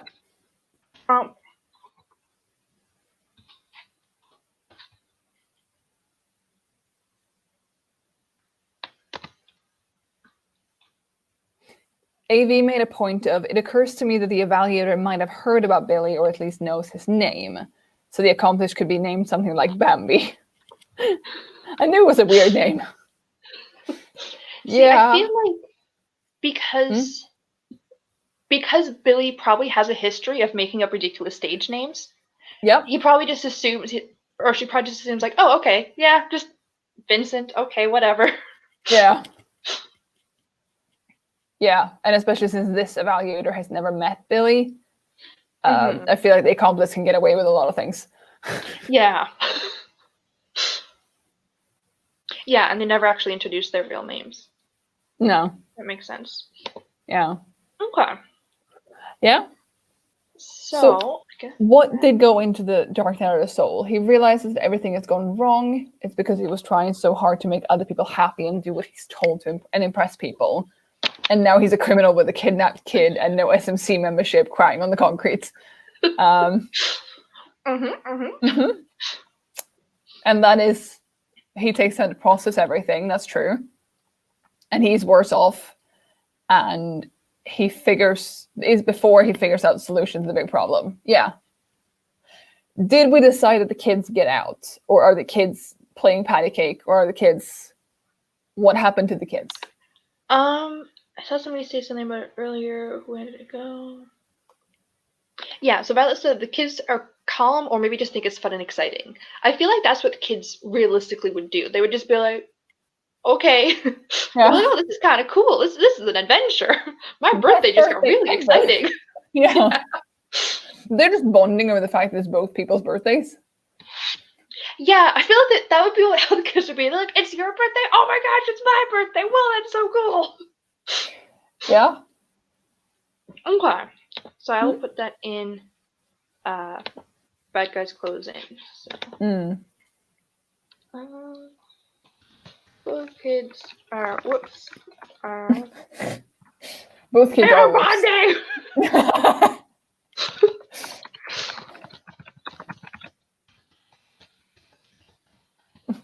The bond have the same birthday. Kind of think it's cool and exciting. Yeah. Everyone in this whole story is just a mess, aren't they? Again, Vincent is the only one who's got his life figured out. Yeah.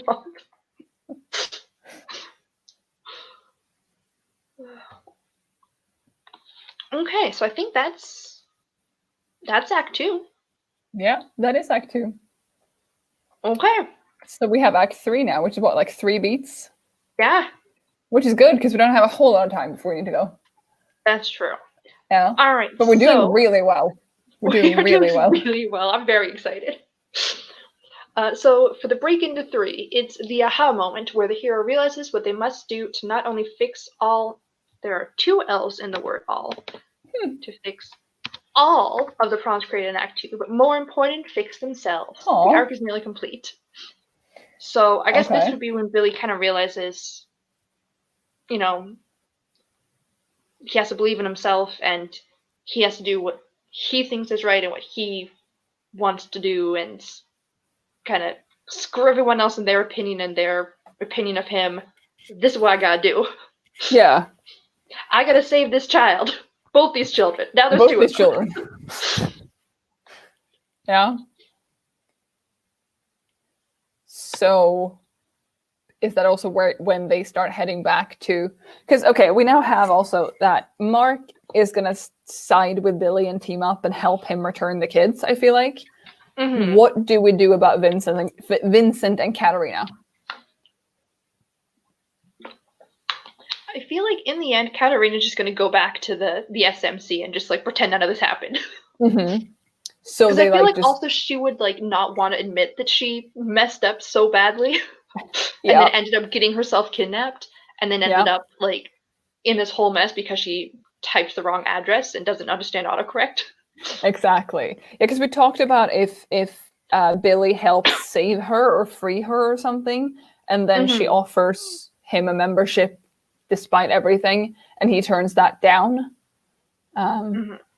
So, yeah. I just realized why doesn't Katarina save herself with magic? Interesting, but I mean, okay, maybe she's actually kind. Maybe she gives Billy a final chance to prove himself. Okay, yeah, because maybe. I mean, she's just gone along with Vincent all the way to the warehouse. She's like, yeah, I assume you're Billy. You're really shit at magic, but, you know, you got 2 hours. That's the window that you have to prove yourself in. Yeah, maybe she's just like really professional. Because in theory, she could just teleport herself away and be like, nah, I'm done with this shit. But she's like, okay, nope, I am a professional evaluator. I'm here for 2 hours. I will evaluate you for the next 2 hours. Exactly. Yeah. Violet says she gets knocked out. So that could be how he actually kidnaps her and gets her into the warehouse. Okay. Yeah. She's like, or maybe like, I don't know, she needs her hands to do magic and like her hands are tied or like something like that. Yeah. A quick question that I had. If if Mark and Vincent were supposed to kidnap the same kid at the same time, same place, same everything, and Mark is now at the wrong house with the van, how does Vincent get the kid to the warehouse?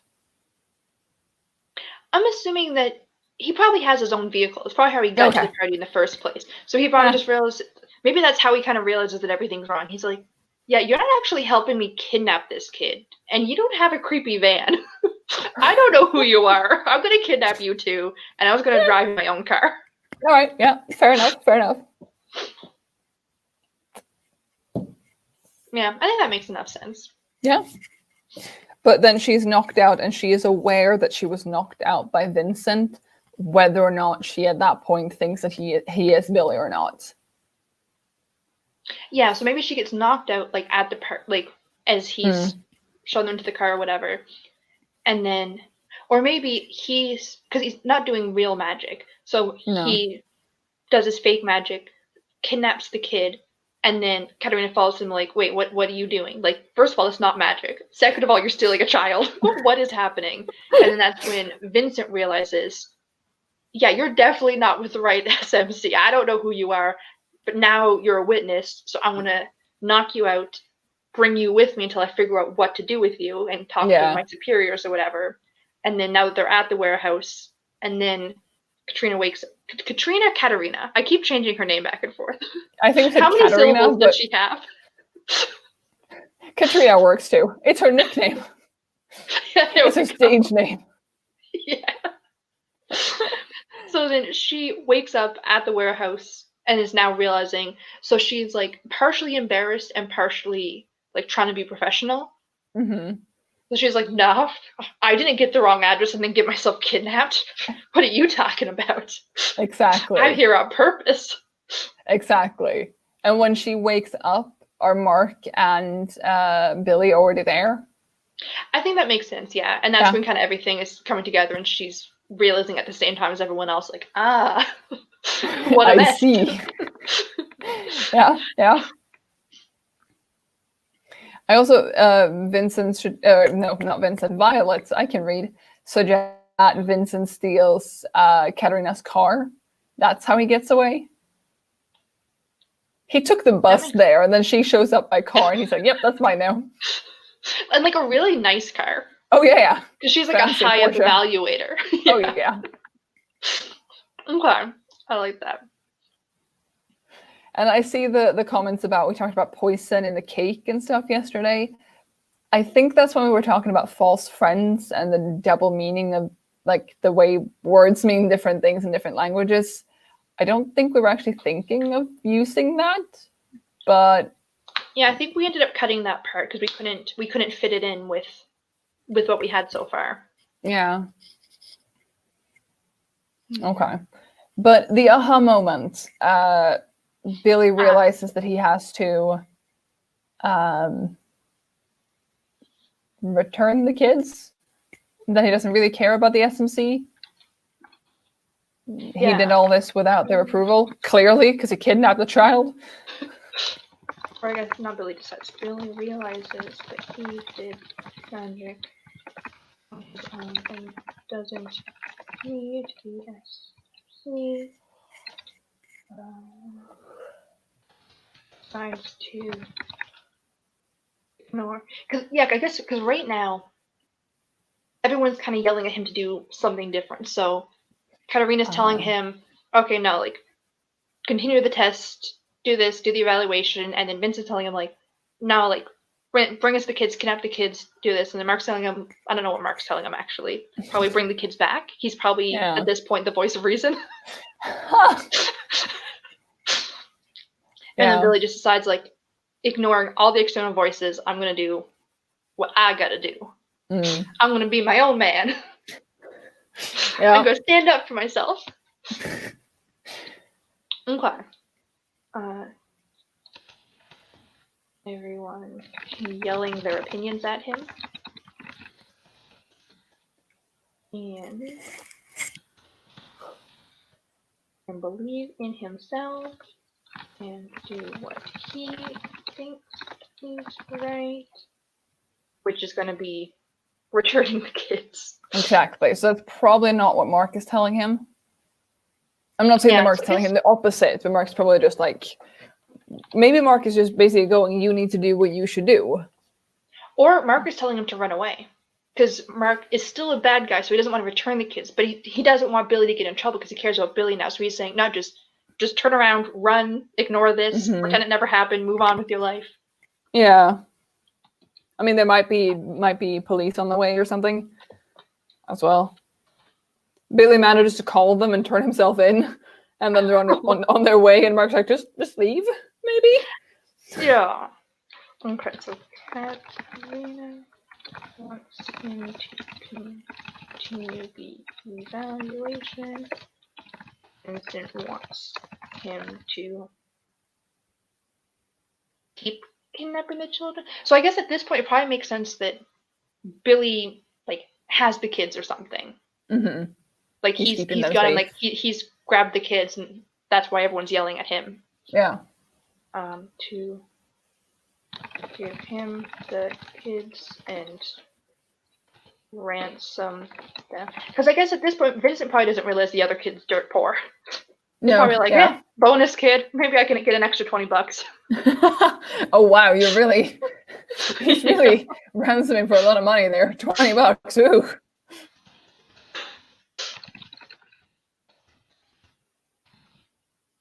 I'll try run away or something, and then we'll kind of. And he needs to do what he thinks is right, which is to return the kids, I assume. Yeah, return the kids. And how do we get from that, all the yelling and him being like, I have to return these kids, to him learning the lesson of him not needing external validation? I mean, yes, he's doing what he thinks he should do, but... Maybe he's realizing that, like while everyone's yelling at him and he's, like, disagreeing with everybody, and then makes the choice to do what he thinks is right, and, like, realizes, like, wait, yeah, I should do this, like, and then kind of, where he's already kind of had the moment of realization in the beat before, where, like, he said, that was my rabbit running really quickly and knocking over his food dish. Okay. He decided he wanted to bolt. And I lost my train of thought. Yeah, so he realizes that he did the magic by himself and everything. So kind of just all the pieces are like clicking into place together. Yeah. Oh. I'm just picturing Mark saying this to Billy, and it's No. just so cute. Yes. Okay, I'm saving that. Yeah. To our document.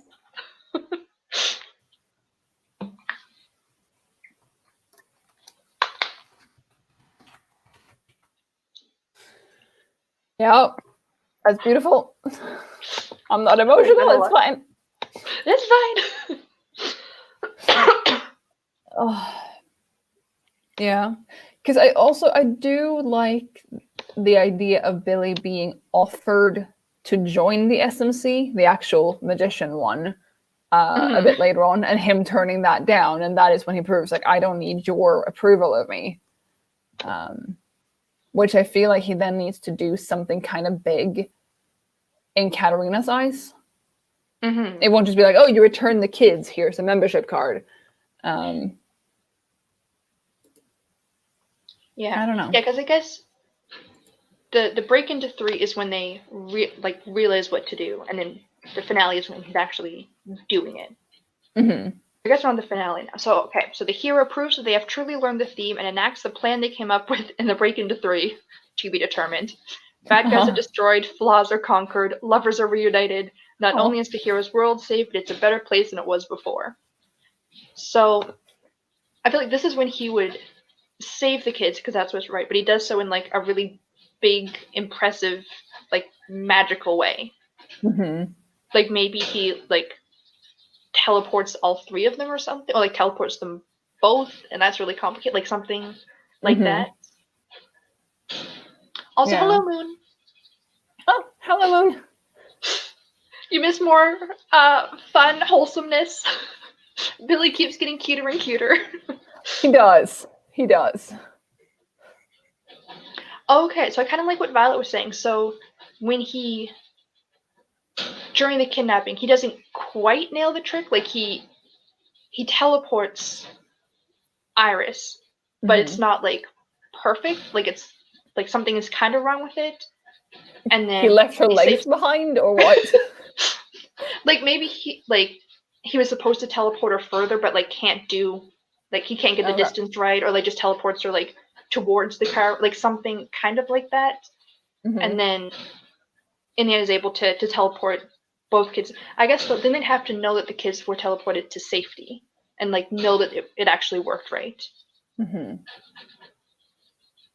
And we still actually have the rich kid who's actually, their parents wanted them kidnapped so they could get ransom money from their divorced spouse.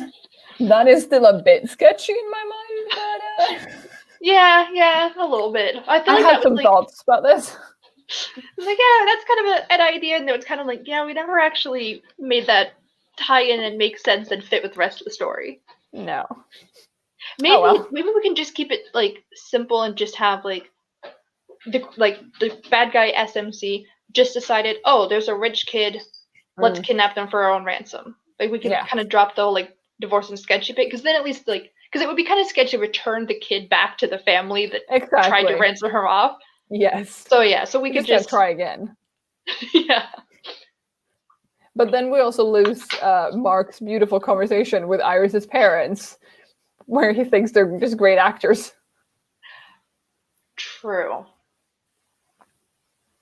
We'll think on it. Yeah.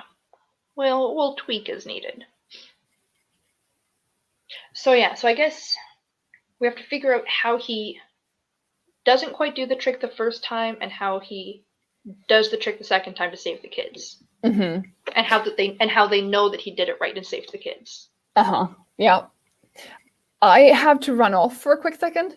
I really have to pee, but I will leave that to you guys to decide. I trust you guys. Cool. I'll be right back.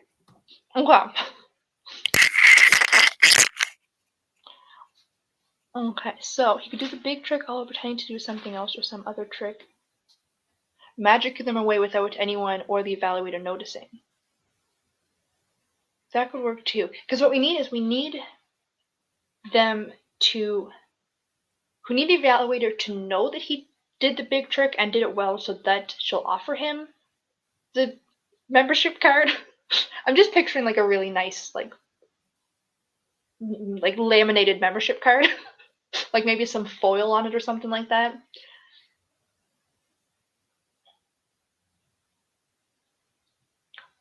Or turn the dad into the cops. Yeah, I guess they could also, maybe when the police get there, tell them what really happened. They could do something like that. That's also good thinking.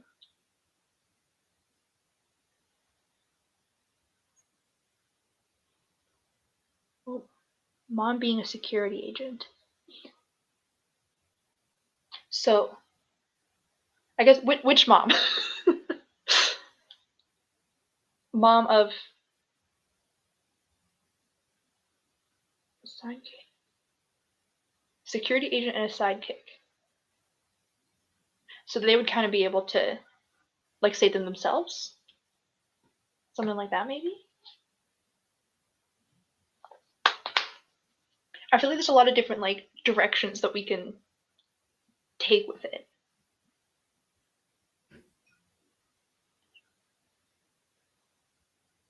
Okay, I'm just gonna scroll through the document that Matilda was typing in, just to kind of go over those real quick.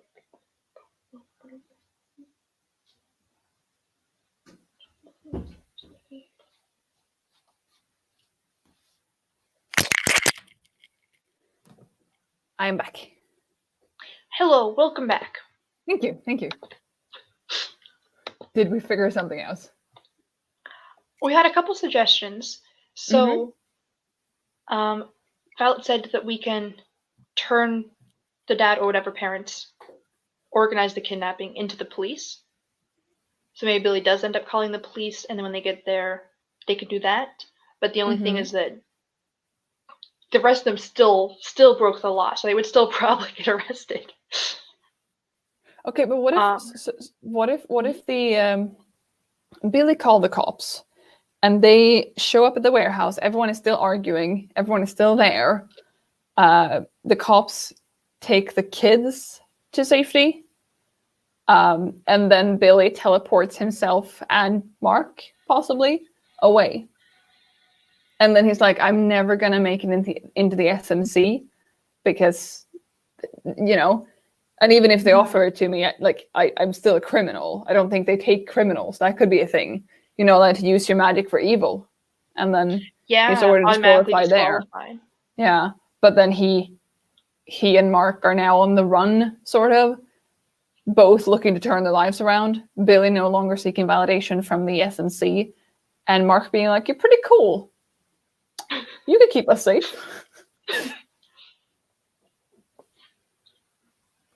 Yeah, maybe. I'm trying to like think of a way that like wraps everything up. I feel like, yeah. Because I like the idea of them being on the run, but that wouldn't really wrap things up. That would just continue the story. But that's when they cross the border, like the parent intended to do yesterday. They steal the parents. No. They actually had steal the parents' I don't know, plane ticket or something. Oh yeah. However people travel nowadays, I don't understand. It's a pandemic, who knows? Yeah. Mm-mm.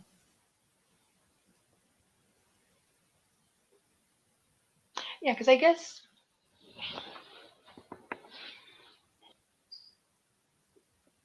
do we want him to still get the offer from Katerina?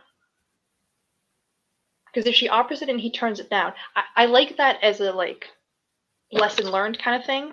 Yeah. Like of him proving that, you know, magic was inside of him all along, or something cheesy. Yeah. But we have to find a way for him to do the magic and show that he did the magic and still end up, like, still be there. Be there Like as in like, the warehouse? Yeah, because if he, like, teleports the kids to safety, but he stays in the warehouse, they don't know that he went to safety. If he teleports, he would have to teleport back for some reason. Yeah.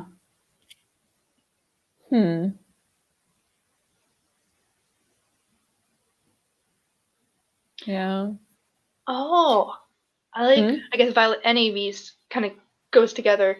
So if like the secret of magic is forbidden, maybe Katerina would get into trouble for, spilling everything to Vincent, because at some point she revealed herself thinking that he was Billy, and then she's trying to now bribe Billy with a membership card. And then, like Violet said, the first rule of the SMC is we don't talk about the SMC.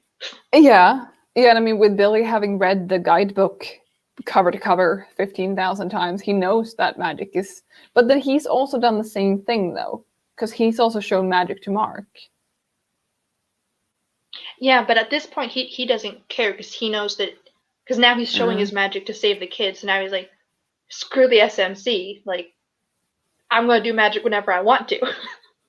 Yeah.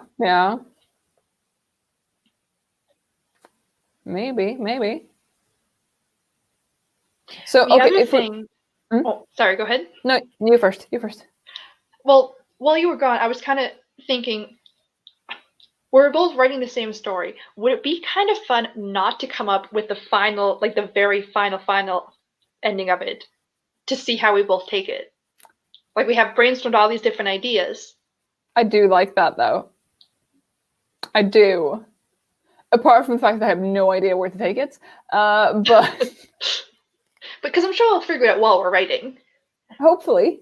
Because I feel like we have like so many good ideas right now that I like that.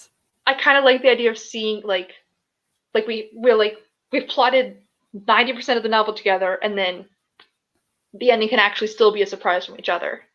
I like that. And everybody else. Yeah. And if we do get stuck, that's the thing too. We talked about that off camera yesterday, or off stream yesterday. If we do get stuck at any point in the story and we don't know what to do, the chat will be there. The other person will be there. Other co-hosts will be there. We're not alone in this. Writing is usually alone, but this time it's not. We're doing everything the wrong way around this time. No, but yeah, actually. So you mean that we leave it here? We have the break into 3, is that it? Yeah. And then we leave the finale and the final image to our own devices. Yeah, because we have all of these like really cool like ending ideas. So like if we get stuck, we still have ideas of where to take it. Like we've still come up with some maybes and stuff, but we still have that little bit of surprise. Yeah. And I mean, that's the reason I like pantsing too, because sometimes I come up with something in like the 3rd chapter and I'm like, ooh, this is foreshadowing for the thing that I never planned. Exactly. I like that.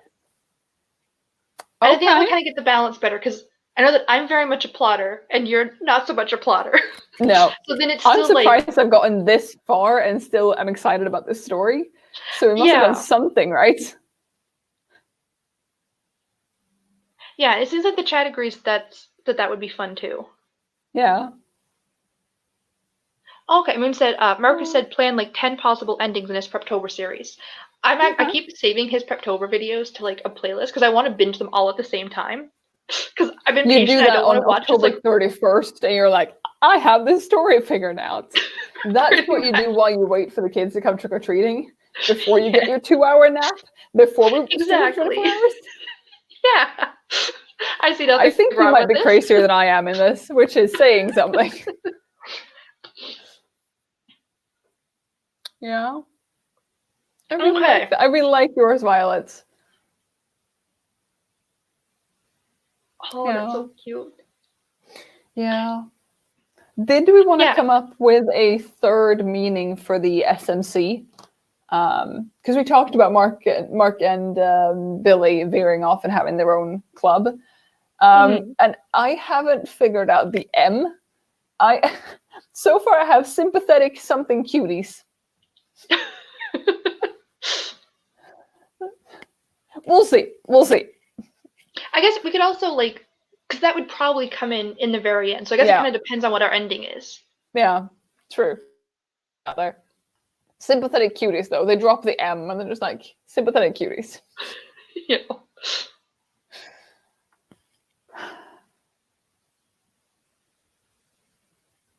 What you thinking? I don't know. I'm just trying to think of other M words. And I keep coming with either Mark or magic, and neither of those make sense. I guess sympathetic magic cuties, but Yeah. Kind of, I don't know. Yeah. It's a bit close to magician in the first one. Exactly, yeah. We want something Yeah. different. We'll figure it out. Or they could just combine the two together and have sweet magic criminals. Yes. So the title for this story is Playing with Magic, Sympathetic Magical Cuties. Sketchy, mean, but cute. I like that. And then the like M that is too. for Mark and the B is for Billy. I like that. Okay. So does that mean we're done? I don't know. Okay, could you put, just so we, in case we forget about this, could you put in the finale and the final image, figure out as we go, or something along those lines? Oh yeah. And then we run through the outline ones to see if we or the chat spot any like glaring Surprise. this goes nowhere things. Okay. All right. All right. So a quick run through of everything. So the opening image. Billy's writing a letter to the SMC, practicing some magic, etc. This is also where we would explain the benefits of the SMC and why he wants it so bad. So he wants it mostly for community validation, access to conventions, and then their secret meetings, access to the SMC secret library. The theme stated is Billy wants external validation, which in this case is approval from the SMC, but he needs to learn confidence and self-validation and just to believe in himself because he's a sweet bean. Setup is him shopping for Iris's present, worrying about getting a good enough present, worrying about validation, makes a joke to a store employee but fails miserably because he's socially awkward. He's practicing magic, specifically teleporting, but keeps messing it up. He's reading the SMC guidebook and following it step by step, not realizing that magic is all about believing in yourself. And then I put a little asterisk that the shopping for present would be either after the email he just received or he just already knows that it's going to be a birthday party. Yeah. And then the catalyst is Billy receiving the email from the SMC telling him about the birthday gig and the evaluation. The real evaluator, actually, I'll put here the name. So Katerina uses GPS but autocorrects the address and goes to the wrong place. Billy gets the right address. And the debate would be him debating which tricks to use for the evaluation. So far, he's played it safe because he doesn't believe in himself. And now he's wondering if he should try the big trick or if he should accept defeat because he knows that he's failed 4 times already and his family doesn't want him to keep getting disappointed or hurt. And then he decides in the end it's his last try, go big or go home. In Act 2, we have the break into 2. So when he wakes up and decides to give it his all and go big, not home, and try his best for the final evaluation, he still needs that external validation. So he still wants to impress the SMC. Yeah. Those jerks. Then Mark is already at the party and he arrives second and introduces himself. They're talking in code and acronyms. They have no clue that they're not who they think they are. Mark compliments Billy's dedication to his costume, and Billy thinks he's impressing the evaluator. Iris and the birthday family get introduced. The family's confused about 2 magicians, but they just say that it's a 2-for-1 deal. Iris asked for a musician, but the parents her magician. She hates magicians, but she pretends to be happy with it so she doesn't hurt her parents' feelings. We also introduce Robert the cat. Right, who has no plot line, but that's fine. That's fine. And then fun and games. This one, I feel like we kind of made it kind of vague, but I kind of feel like that makes sense, like because it kind of depends on where we're taking things, so we can like expand and prioritize depending on which direction we're going in. Yeah. So we have Billy trying to retrieve the gift that he's now second guessing. Robert interrupting the magicians. The rich people and their minimalism when it turns out that they're just poor. Billy and Mark talking about their plans and not talking about the same thing at all. They're talking over each other, not realizing that they're not talking about the same thing. I guess, did we make a final decision on the... We kind of didn't. Maybe put that in like parentheses or something. Because I still really like that, but I don't like the idea of them returning a kid who's going to get kidnapped by someone else.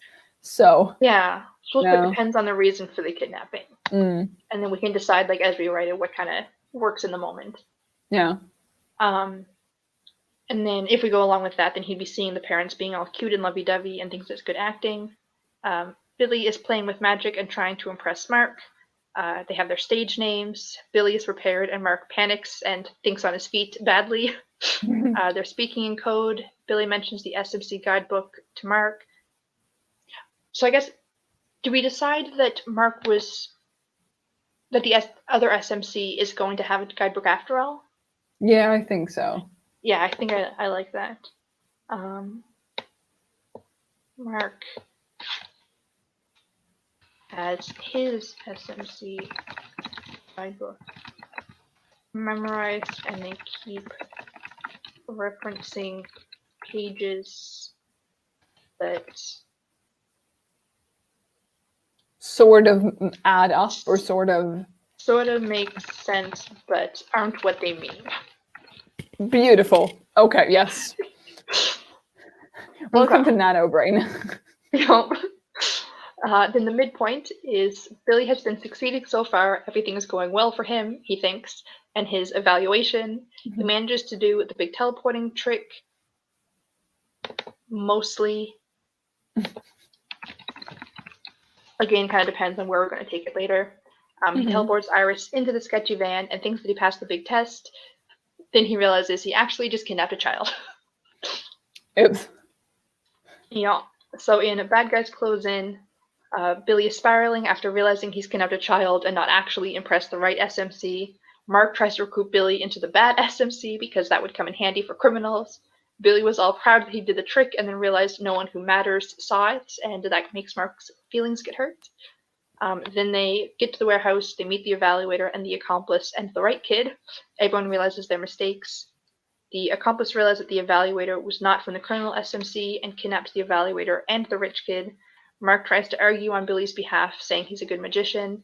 Billy's having an identity crisis now that he's an accidental criminal. Billy breaks down and tries to call the police on himself, but Mark stops him.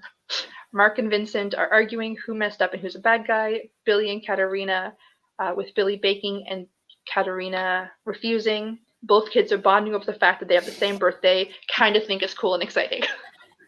Yep. Then in the All Is Lost, Billy has realized that he kidnapped a child and is now an accidental criminal and lost his last chance at getting into the SMC. The evaluator won't budge to allow him in. Dark Night of the Soul is Billy realizing that everything that's gone wrong so far is because he was trying so hard to make other people happy and do what he's told and impress people, and now he's a criminal with a kidnapped child and no SMC membership crying on the concrete.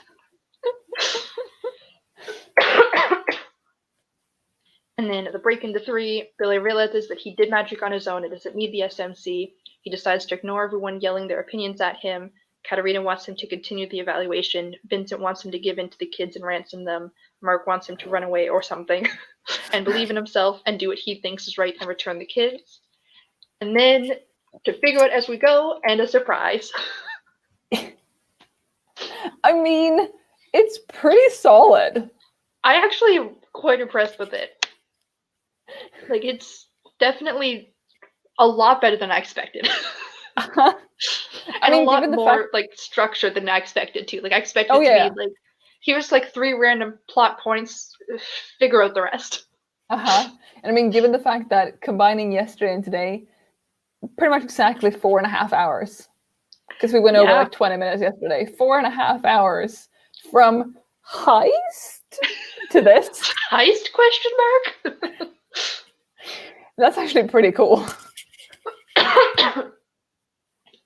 I like that. Yeah.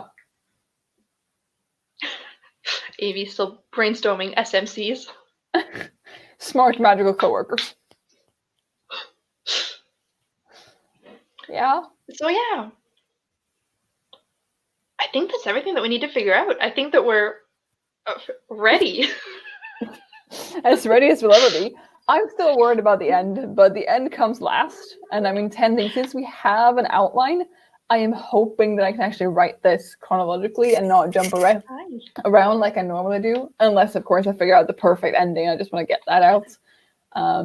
So I'm hoping that I am hoping that it will get like I'll figure the ending out as we go.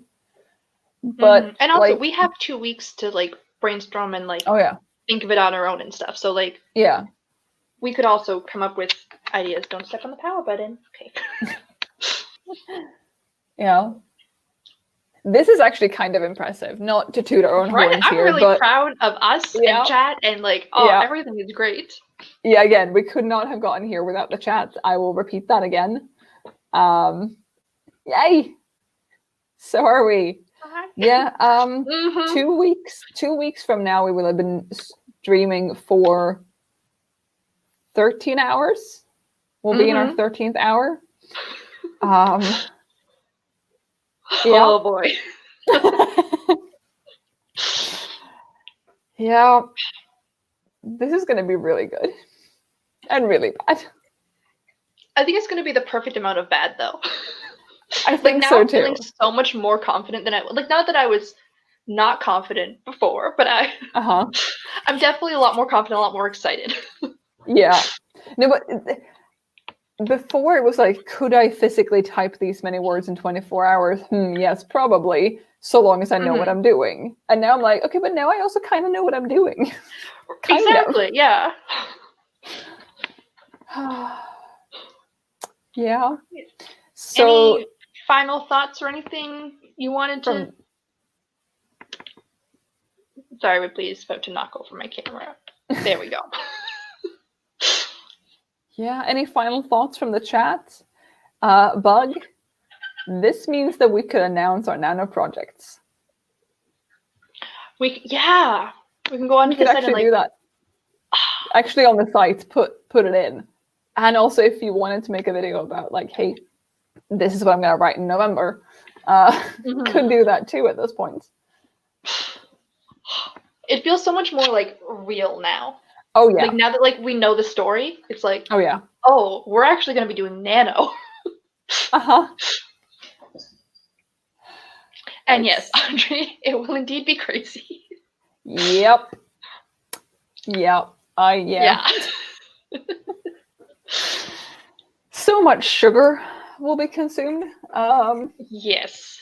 And hopefully a lot of food too, because I should not live off of sugar for 24 hours. Yeah, we'll see how that goes. Yeah, my body could not do that. I'm too old.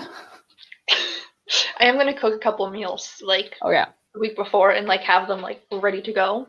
Yeah. But realistically, I'm probably also going to eat way too much candy. Yeah. Yeah. Well, I have to leave for work soon. Yeah. Yeah. Do you want to say anything about Tuesday? Yeah. Okay. Then say something about Tuesday. I will. Okay. So on Tuesday, we have a video going up at, what's the UTC time for it? 2 p.m. UTC, should be. Okay, about 2 p.m. UTC. I think. It's on Tuesday, the 20th. Check our channel, subscribe, etc. Bug only needs 3 more subscribers to get to 400, so if you're not subscribed to Bug, you should subscribe to Bug. I'm really close. I'm like You're really trying close. not to like look at it all that often, but like, because I've been close for a little while now. Yeah. But I'm like really close now. Yeah, you need 3. So yeah, so if you want, if there's 3 people watching that haven't subscribed yet and you feel like subscribing, that would be okay, I guess. But on Tuesday, we each have a video going up where, how much do we want to say? Do you want to say like what it is? Let's just say that we are going to show you something that we hope will help us survive the 24 hours. That's a really bad hint. We ended up doing something, and then we're going to show that on Tuesday, and hopefully, probably will help us get through the 24 hours. Or distract us. It's one or the other. a little bit of both. Yeah. Yeah. All right. So that's, I guess, all for now. I can't think of anything else. No, I think that's it. Did you link down below the streams? Yes, that's the other thing. So I have everything linked down below. So I have the streams. I have our playlist. We made a playlist for the 4 videos that's going to be making up the 24 hours. So if you want I to don't just click actually one, think it'll automatically have the bring you to the next one. playlist.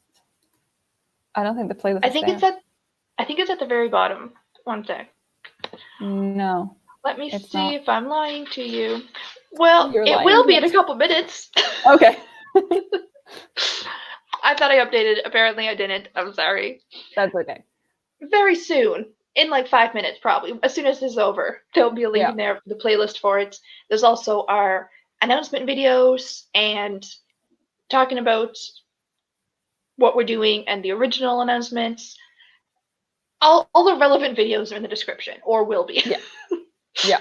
And a link to Matilda's channel, so you can go subscribe to her because she's super awesome and does videos sometimes and writes sometimes. And hatches crazy stupid bad ideas. And really bad ideas. Apparently I've spoken too much now. Yeah. So yeah. What is there for me if it is with 4 videos? Okay, yes. So AV season. So maybe yours just didn't refresh because I know I sent you the video link early. So maybe it just didn't refresh when I added it. Yeah, fair enough. But apparently it's there with 4 videos. Okay. I did not quite lie. You lied. Fine. Yeah. All right. So and that is 2 weeks that's away. all, I guess. 2 weeks away. Yeah. So we'll hopefully see everybody in 2 weeks with us and a bunch of co-hosts and a lot of craziness and Moon Billy being one and of them. Mark. Yep. Yes. Yep. Couple people in chat for there. So yeah. I guess that's all. Yeah. Thank you guys so much for your help Bye. and for being here, and take care. Bye. Bye. I'm trying to click the button, but